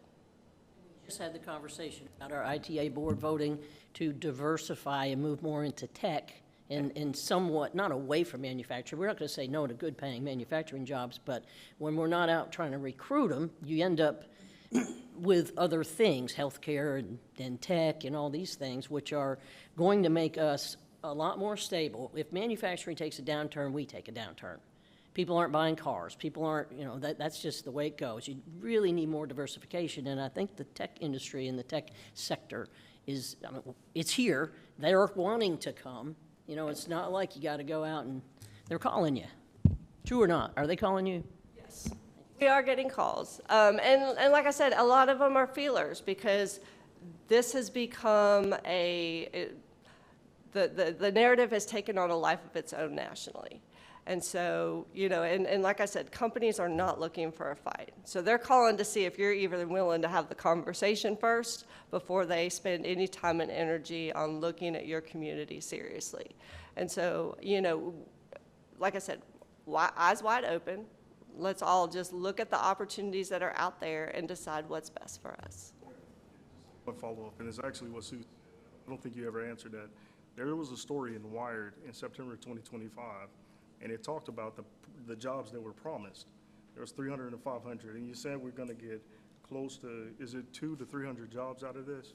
What I don't want it to do also, along with the impact, is that those 200 or 300 jobs, it turns into 35 jobs in 5 to 10 years. So can you promise today that these are going to be long-term jobs? The reality is Carlos, is nobody can promise you today what their employment is going to be in 10 years. You can't promise me today what the employment of the city of Bowling Green is going to be in 10 years. So, you know, we all are going to have to evolve over time as to what that looks like. It may end up being more. But like I said, there's nobody that can stand here today. I can't tell you what the employment of the chamber is going to be in 10 years. Thank you, Meredith. Mr. Iverson, would you please come up? Mr. Iverson is our CEO of BGMU. The question I have for you, Mr. Iverson, do we have the ability to say no, and what would be the burden on a major technical center coming to Bowling Green on our utilities? Back up just if I could, just to kind of give a landscape of utilities in Bowling Green and Warren County. We don't have investor-owned utilities, and I think that's a pretty important thing to understand. Investor-owned utilities, where shareholder returns are an important driver of decision-making. That doesn't happen here. Municipal. Right, yes, Bowling Green Municipal Utilities is a creature of city government. Warren Rural Electric is owned by its members. Warren County Water District is a creature of county government. And so whether it's water or electric, we are public power, we're community members, if you will. So the drivers of decision-making is really for the best interest of the community. It's best interest of the utility, protecting ratepayers currently, and the overall health of the utility on a going forward basis. So that's an important distinction, I think, between that and other communities that a utility may have a different motivation, if you will. So I think your first question was, can you say no? And so the answer is, let's take data centers out and just talk about a large user, whether that's a large water user or a large power user. Take the emotion out of data centers, if you will. A proposal would come to you. You'd see what the need is being requested from that particular enterprise, the location of where that is, and then you'd compare that to your infrastructure. Do I have the capacity to serve what they're asking, water or electric? Backing up just a little bit with respect to the electric side for both us and Warren Rural Electric, and I'm not speaking for them, but we are both distributors of TVA, Tennessee Valley Authority. So in your power, you've got generation, transmission, and distribution. BGMU and Warren Rural Electric do the distribution part. TVA does the generation and transmission. So they generate the electricity, they deliver it through transmission lines to communities. We have 3 delivery points for our BGMU service territory. We move that power around the community and deliver it to individual homes and businesses. So we would look at our own system, but then if there's a large user, it would also engage TVA to say, can you deliver on the G&T side of things? And so there would be a collaborative discussion. Do we have the capacity? And if there's a need for infrastructure investment, we would look to that particular enterprise to, here's what's going to be required to kind of serve you and what investments would be necessary. So it may not be a no, but it may be in a negotiated conversation with respect to what it takes to serve. I hope I answered your question. But it could be a no. But it could be a no, yes, absolutely. And the second part was, what is the burden on the current utility and taxpayers? The burden would be none, because again, we're going to look to that particular requester for service, and that burden for those additional investments are going to fall to them. And again, I'm going to take data centers out and just talk about large loads, just generally speaking, or larger customer request. A lot of what utilities do is a fixed cost structure. We've already made investments in treatment plant capacity. We have a labor pool that doesn't really add or subtract with respect to how much gallons we sell. There's not a lot of variable cost other than power, in the production of water, other than chemicals and power. Most of it is a fixed cost. So if I can sell more units through that fixed cost base, I actually help the existing rate base, because the inflationary pressures that we have, all transformers cost more. I can give you, it's shocking how much pricing has changed in the last 6 or 7 years. So materials cost more, labor cost more. Again, I've got a fixed cost business. If I can have more throughput for more sales, that's actually protecting your existing rate base. Thank you, Mr. Ivers. Other questions? I guess somebody that's using an enormous source of water, it would put pressure, I guess, on BGMU, wouldn't it? Well, if I didn't have, so we've just recently added 50% capacity addition to our treatment plant. So we went from 30 million gallons a day treatment capacity to 45. And so we have capacity to be able to serve our community. And in our 2 treatment plants, we've got a water treatment plant and a water recovery plant, also known as a sewer plant. Those are countywide facilities. So not only our retail customers, but on a wholesale basis to Warren County Water District as well. So we have plenty of capacity from a water treatment plant perspective to take on Explain to us what a large closed load. loop system is, because Excuse that's me? what, in the ordinance that the planning and zoning and the team put together, they're requiring these types of large users, even take the data centers out, to have what's called a closed loop system. Tell us what that means. Well, actually, BGMU operates a data center, and it's very small. It's a Tier 2 data center.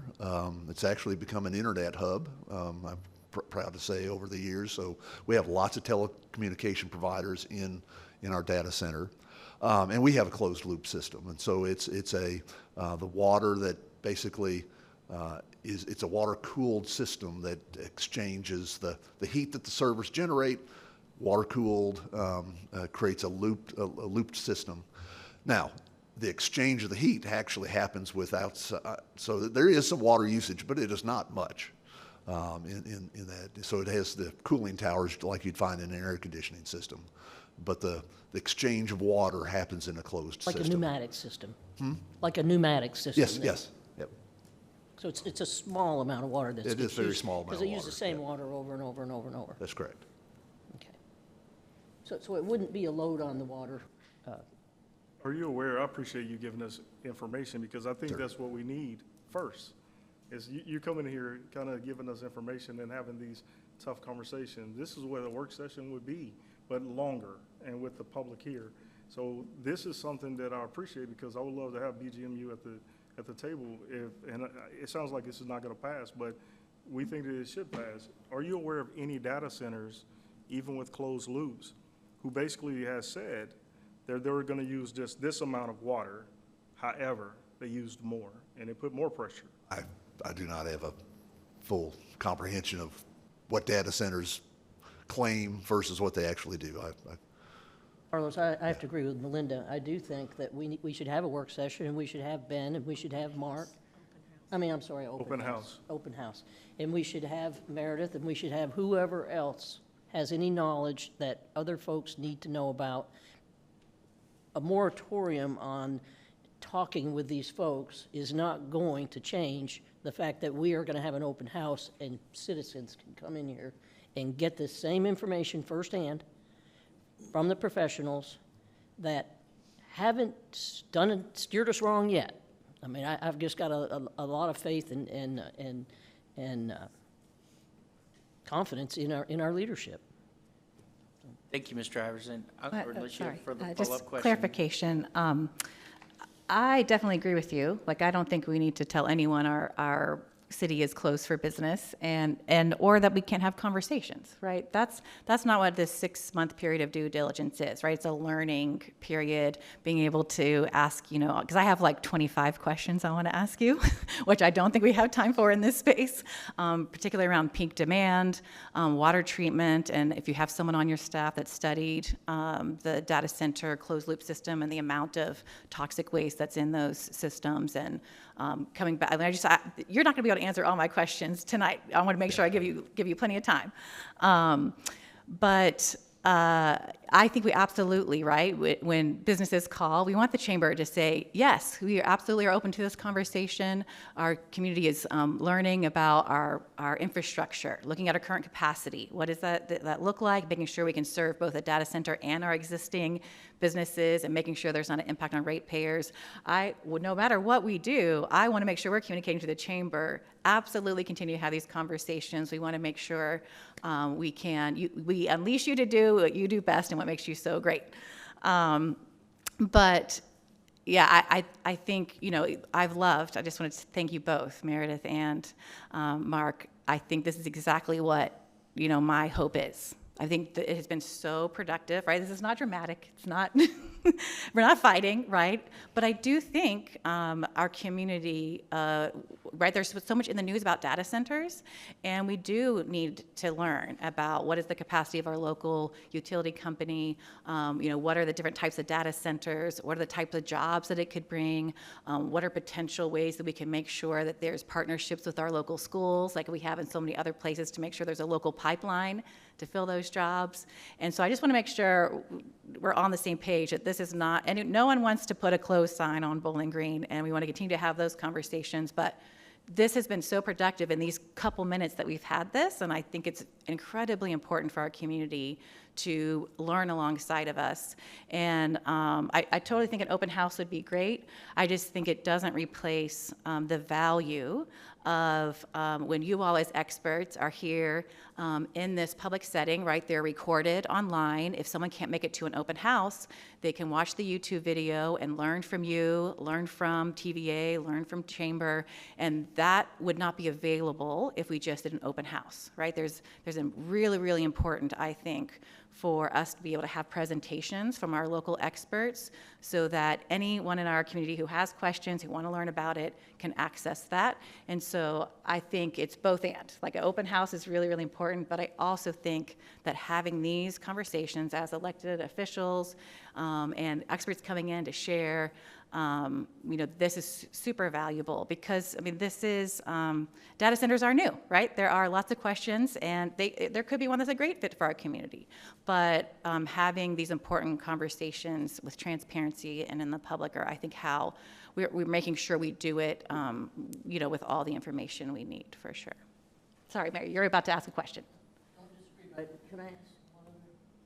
That's why he's here, yes. Well, I'm good with Mark.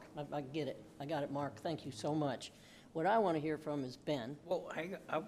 You need Mark. I'm handling That's why I was it. Bart, asking. thank you very much. That's why I was asking. welcome. We're going to bring up Ben Peterson, Planning and Zoning, I'm sorry. CEO. Come on up, Ben.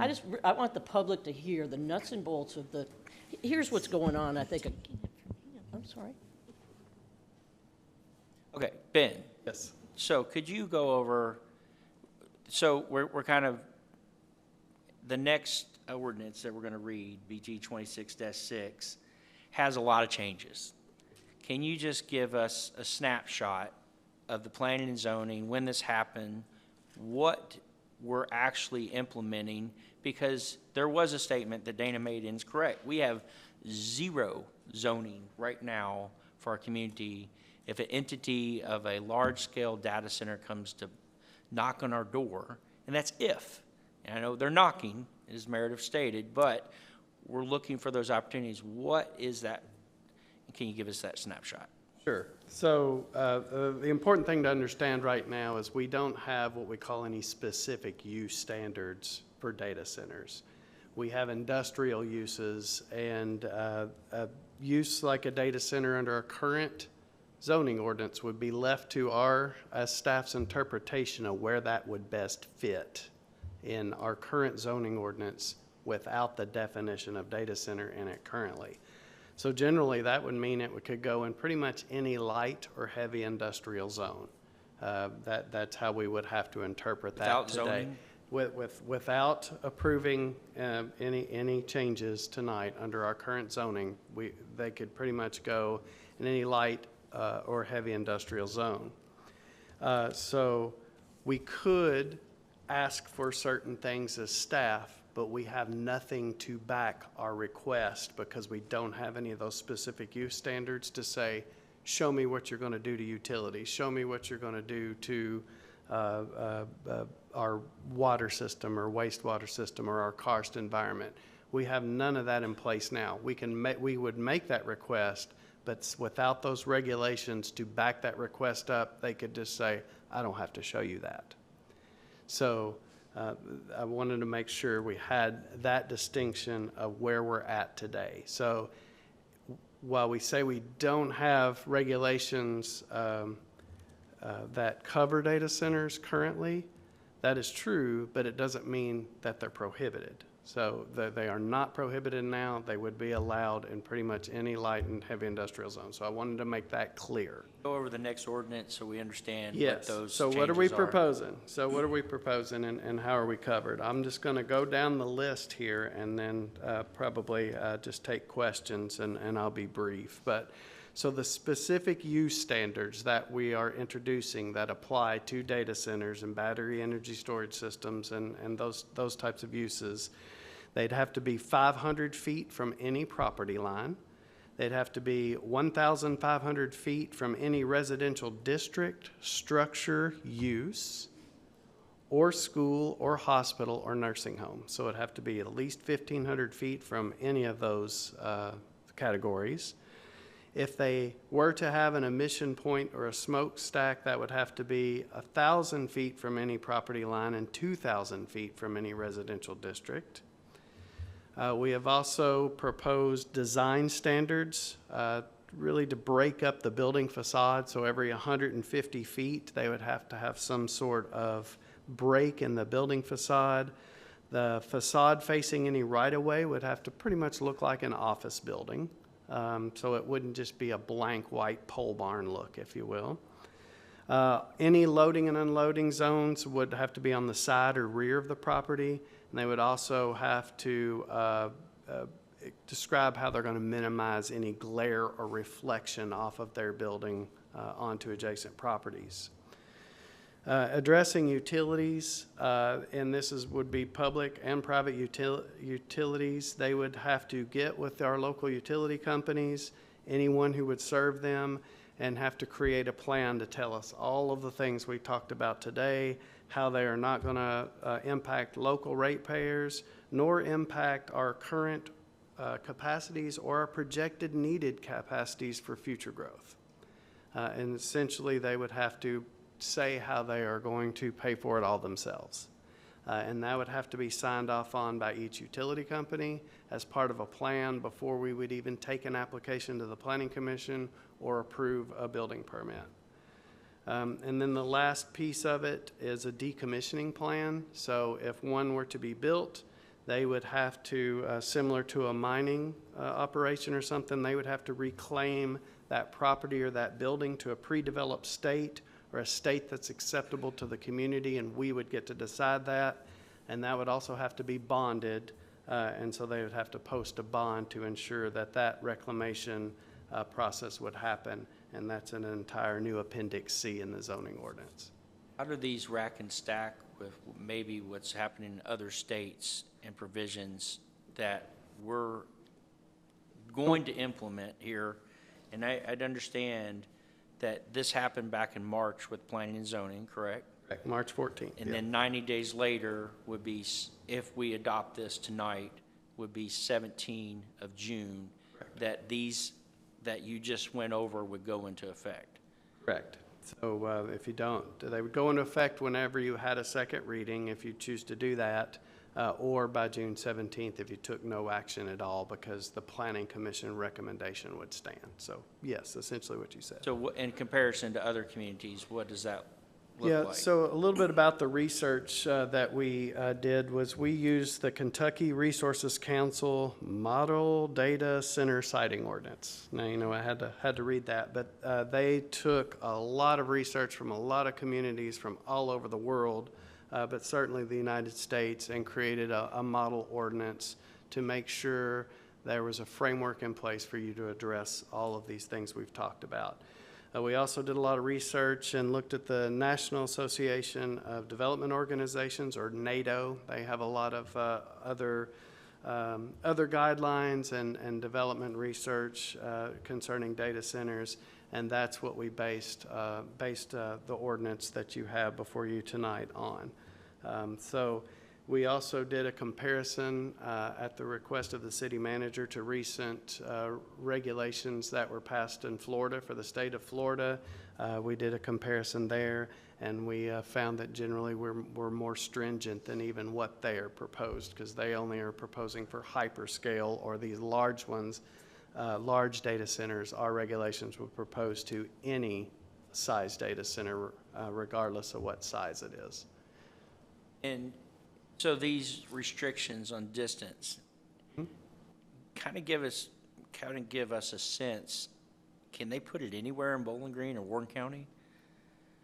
So, no is the easy answer there. 1,500 foot setbacks is very restrictive.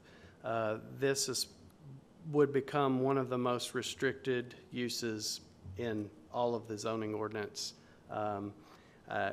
Probably not a fair comparison, but I'll say it anyway. The only thing more restrictive would probably be adult entertainment and maybe our medical marijuana. So medical cannabis restrictions. So they would be in the line of those uses.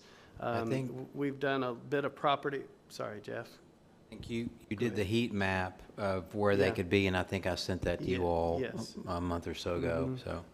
I'm just trying to, we're doing this so the public can understand. They didn't see these maps, but Sure. those, it's limited. And is the Trans Park that we actually have designated for heavy industrial, is that a proposed place that could land a center that's interested in us? So potentially, yes, but I have not found a piece of property as it's in its current configuration where one could be built without some sort of public hearing. Thank you. Let me ask you this. Sir. I think in the, what you propose there, is there for lower end data centers, if they were to come here, that they had to have like a conditional use, and basically they would go in front of the Board of Adjustments? So if, as proposed, if it's in a light industrial zone, then they would have to have a conditional use before they would be able to go into a light industrial zone. We need to have one for higher end as well. And also, is there any opposed that the company, they have to present to the Board of Adjustments the water demand that they would have, the electric demand, the sewer capacity, what they're gonna use, the traffic impacts, the noise impacts, and also any type of economic impacts, meaning the job creations that they will actually have. Do we have something in there for the heavy industrial? Yes. So it's in there as well? Regardless of where they would go and the nature of the application, so whether it was a rezoning or they were going for a variance before the Board of Adjustment or a conditional use permit, or simply just pulling a building permit on any piece of property in the city or the county, they would have to comply and tell us everything that we have required in those plans with all the utility sign-offs before we would approve even a building permit, even if it was already zoned. What I outlined, would that be in those plans, those demands that I outlined? Everything with possible the exception of jobs, because that's more Meredith's realm than mine. Question, Ben. And we are all, if we're turning the television on, we're hearing the debate. We're hearing that communities are impacted, like Carlos brought to the table. And, I mean, honestly, we've had two communities adjacent to us that have had conversations that have been somewhat controversial. Did they have any of these guidelines in place when? So I'm not familiar with all of them, but I would say, I know at least one of them tried, but I would say it's kind of making up guidelines on the fly in a way. So we try to get out ahead of that. So We're getting we in front don't- of. Yeah, and that, we sometimes learn from others, good or bad, or however you want to couch that. But we didn't ever want to create a situation where we were bringing a decision to you or the Planning Commission or anyone else where we didn't have all of these answers up front before we have a meeting. And I think if some of these other communities could wave a magic wand, they would ask a lot more questions up front first and had some regulations in place that required that first The reality- before you went into those meetings. Right. The reality is a lot of these communities don't have the professionals like you. It's left to the local leaders, the local elected officials to go out and do all this research and find all these answers. And I don't know that all these communities have the capacity to do that. And I'm just feel that we're so blessed to have the organizations in place that are keeping the best interests of our community. Well, I certainly appreciate that, but also, it really is, and I know you all hear this all the time, and the public probably does too, but it really is true. It is all of us sitting here. Everybody in this room works together. There's not one person I can't call or talk to up behind me, around, anywhere. So, that is not the case in every community. Thank you. So it really is a team, and the team has looked at this, and it's probably a lot more restrictive than some would like, and not as restrictive as others, but it's very restrictive, and we feel like it's a good set of regulations that protects us. And the reality is there's not a team member that doesn't have the best interests of our community and our citizens at heart. Absolutely true. Whenever we make a decision, and I know the five of us do. Absolutely true. Other questions for Mr. Peters? Yes. So we have talked about the part that you have to submit a plan to the utility companies. And so that plan they're required in this ordinance. It has the power to prevent them from making sure there's no rate increases from here on out into eternity. Not rate increases, we don't have the power, so we're a special purpose government entity. We can't tell you what to do, we can't tell BGMU what to do, and nor can we set rates, and Mark can probably talk about that process more than I can, but we do not have rate guarantees in the ordinance because we can't. That's not a zoning function.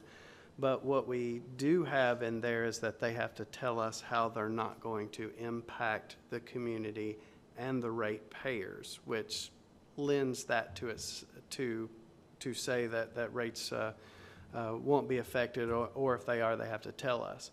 So some of this is part of that partnership we were just talking about too, is that plan for each utility company would be left up to that community, that utility company, to develop what they would want. We have some framework of what it have to be in there, but ultimately BGMU or Warren County Water or Warren RACC or TVA would have to tell that proposer, if you will, that applicant, what they would be expected and what they need to provide.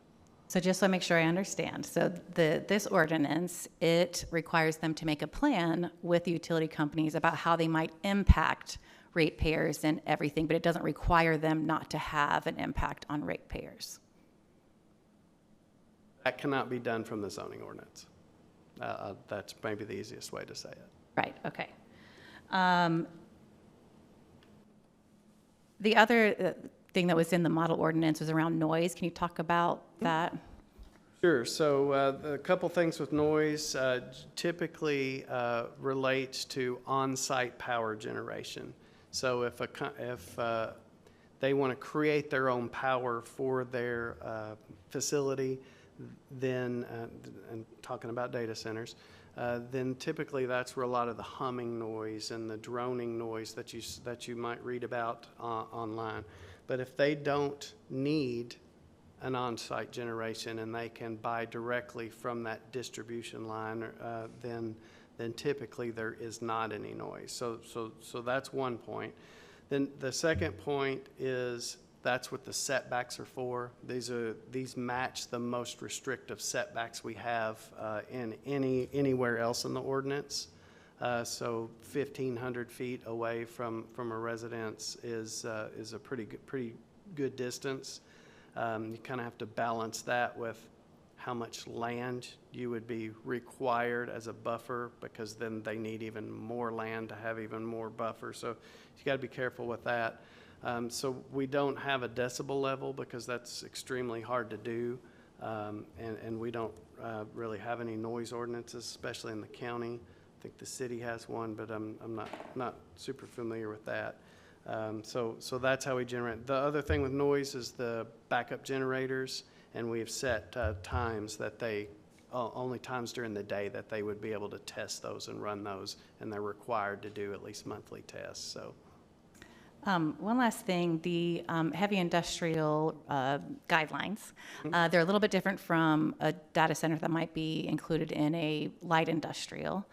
And so my understanding is that in a light industrial, they would be required to have a conditional use permit. And so if you could kind of explain what that is.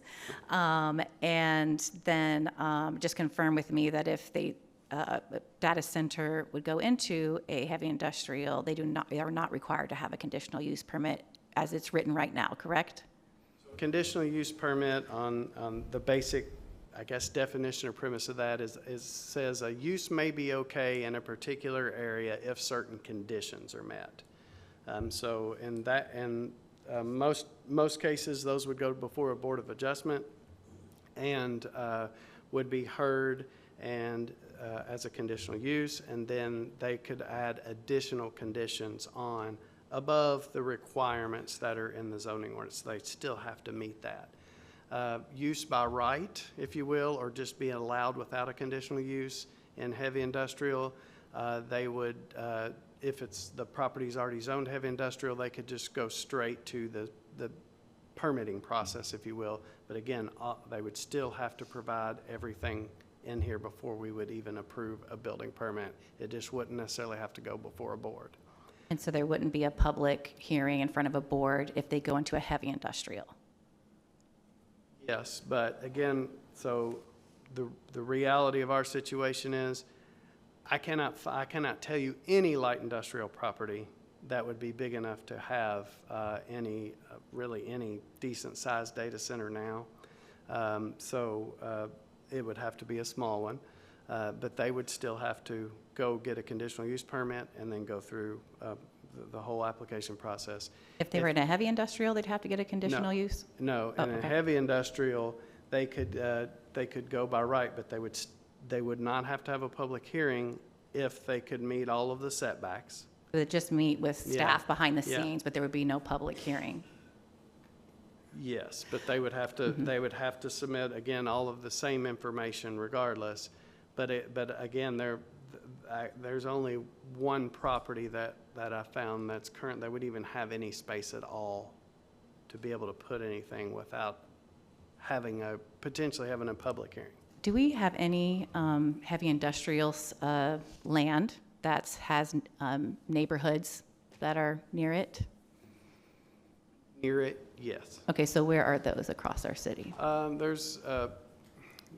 Depends on how you want to define neighborhood, but generally there's what you call strip neighborhoods, or they strip properties off of a corridor or a road. It's not like a subdivision with its own internal street. Out near the Trans Park, there's a few properties there. There's a private industrial park off of Russellville Road. The name escapes me at the moment, but it's Whitney Drive and out near Stonecrest and some other county properties. So those are near John D. Jones Road and that area. But South Industrial Park was a neighborhood that was put in after the industrial park. There's a little neighborhood there, but it's also adjacent. McClellan is across the road, so it's not uncommon that there's neighborhoods near industrial parks. And so as it's written right now, a data center could come and work with you all if they meet these requirements that we have, although the requirements don't include impact on ratepayers or noise. And they could come in and not have a public hearing where that neighborhood could cite any concerns, correct? I have not found any properties, not that I've looked at all of I'm them. not asking if you have found Yeah. any properties, but Yeah. the way that it is written right now, would yeah, the so- neighborhood have the opportunity, if they live next to a heavy industrial land, to would there be a conditional use permit process for that neighborhood to It would interact in? It would be a case-by-case basis, so I can't say with, definitively that, yes, there are those situations. Could there but be a situation where a neighborhood, that it could go in and a neighborhood did not have a chance? Could there, yes, but it's not likely, because if there's a neighborhood near there, then they probably wouldn't meet the setbacks and wouldn't be able to go there anyway, without a variance or something. Question for Ben. Ben, would you anticipate using the CDR process for these? And can you take this opportunity, if this is your free advertising for CDR, if you can explain that process and how this, you think, would flow through that and use that? Yeah, so CDR, it's an acronym for Comprehensive Development Review Process, and we instituted that probably 7 or 8 years ago now. And before any, I guess, building starts, then a new building starts, then they have to go to a Comprehensive Development Review Committee meeting, and that consists of our office, both city and county public works and stormwater offices. It also includes all the public and private utilities. So they have to submit a plan. That group sets together at the same time in the same place, usually on Wednesday mornings, and the applicant, if you will, has to go to that meeting and hear all the comments. So if a data center came to that meeting, it'd probably just be a lot longer meeting, but all of those people are there to answer all the questions and set expectations and let that applicant or developer know what they have to do in those meetings in order to gain approval to get a permit to get started. So we do that on the very front end. Even before zoning, a rezoning, they have to set with all of those entities and give comments. So it's part of the record that we send to the Planning Commission and you all if it rises to this level. Well, I just want to thank you again, like everybody with your team. I'm so grateful that you all have studied, the data centers and the ways that we can make sure from the planning and zoning piece of this that we are protecting our community. And that's why we're only proposing a 6 month, whereas all these other communities are needing to do a year because they're going to have to try to catch up to you all. And so we surely are blessed to have you, and I'm grateful for the work that you all are done. And I think these are very strong protections with a few tweaks. I think if I was in a neighborhood right next to a heavy industrial site, I'd want that company to go through a conditional use process so that, if they do on-site power generation and there is going to be a lot of noise, that the Planning and Zoning Commission or the Board of Adjustments, is it? Or who would hear it? Okay, that they would have the power to add some additional protections for that neighborhood. And so that would be the only addition I would want to add to make sure that, if I lived next to the heavy industrial, I'd want to make sure that our planning and zoning had that ability to add some additional things based on whether they were on-site generation or not. Thank you so much, Mr. Peterson. All right, I'm going to kind of wrap up. I haven't made a statement on this. I have had some questions. I appreciate our experts for being here and answering our questions. What I want to state is that we are a very unique community. Bowling Green is on the map. Everybody's looking at us on how to do it right. Right now, the dominoes are falling all around us. And what I see is surrender. It's basically, it's miscommunication. It's a lot of misinformation. It's not understanding what decisions are being made. But, our process tonight is civil. That's what's unique about Bowling Green. We're not just a county government or a city government out to outplay each other. We have a single planning and zoning entity. We have a single economic driver with our chamber looking for commerce, asking on our behalf and their behalf, trying to figure out what is the right fit. And uniquely, that is the history of Bowling Green. I'm confident, you know, we're scared because you fear the unknown. But leaders lead by taking fear out of the equation. What I'm confident is that BG, if we're going to consider having a high-impact industrial scale digital facility, that entity must prove they can do so without risk or cost to our citizens. I'm also confident that the planning and zoning changes that we're talking about tonight, that's going to be adopted and we're going to read in this next measure, that I fully endorse those in order to protect the community.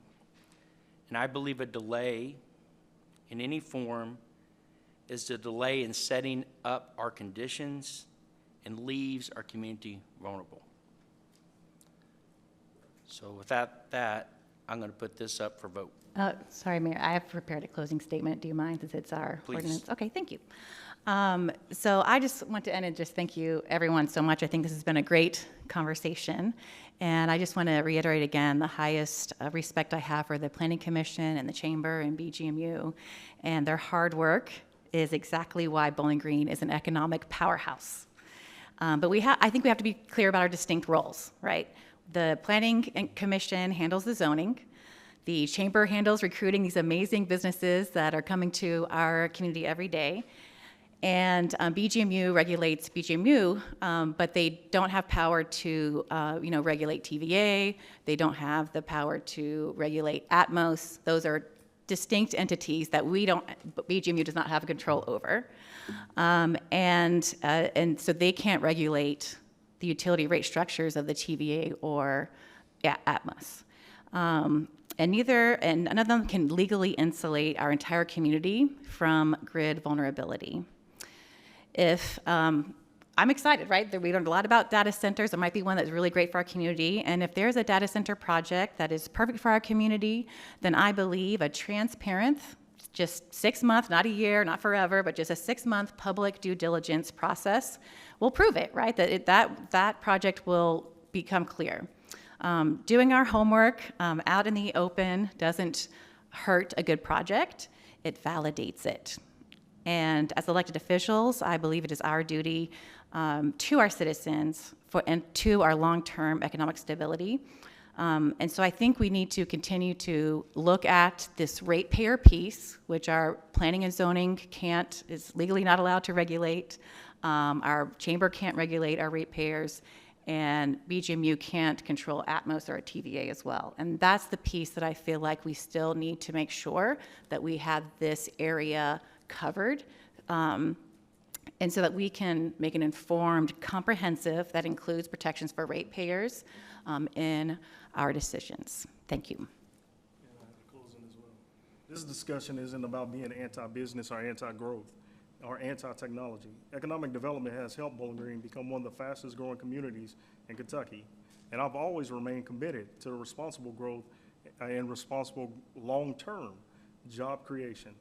But I also have a responsibility to listen to people who elected us, and that's not fear. Over the last several weeks, many citizens have reached out with many questions and concerns. Some support the changes, believe it or not. Some oppose them. But most of them simply just want information. Their voices deserve to be heard. I believe as an elected official, I can't just merely rubber stamp and rush to yes on any type of project. I believe my job have always been to ask questions and to stand in that gap. To understand the impacts, to protect the taxpayers, protect the utility customers, and to ensure that any decision that we make today remains not just a good decision today, but it remains a good decision 20 and 30 years from now. That's not fear. That's basically being responsible. Mrs. Jackson, roll call, please.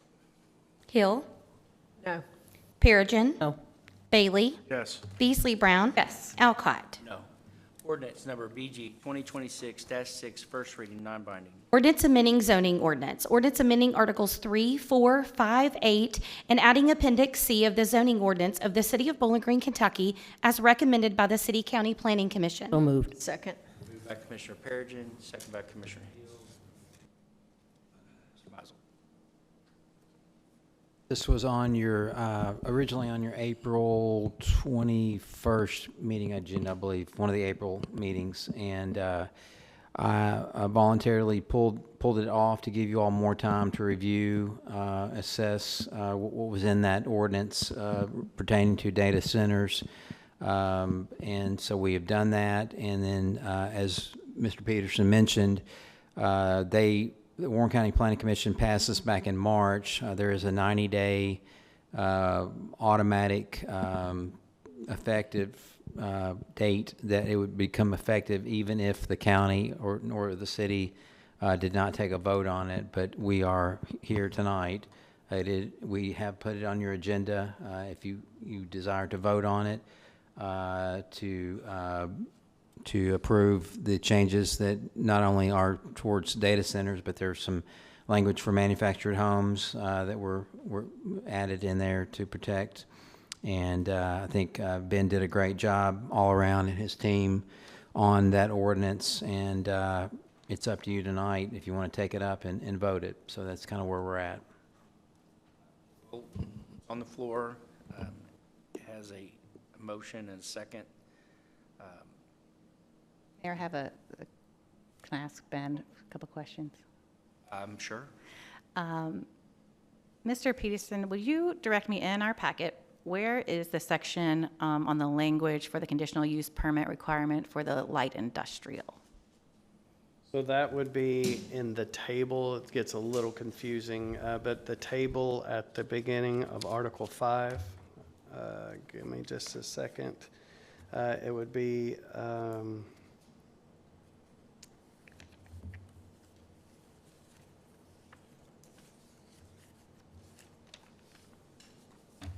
battery energy storage systems.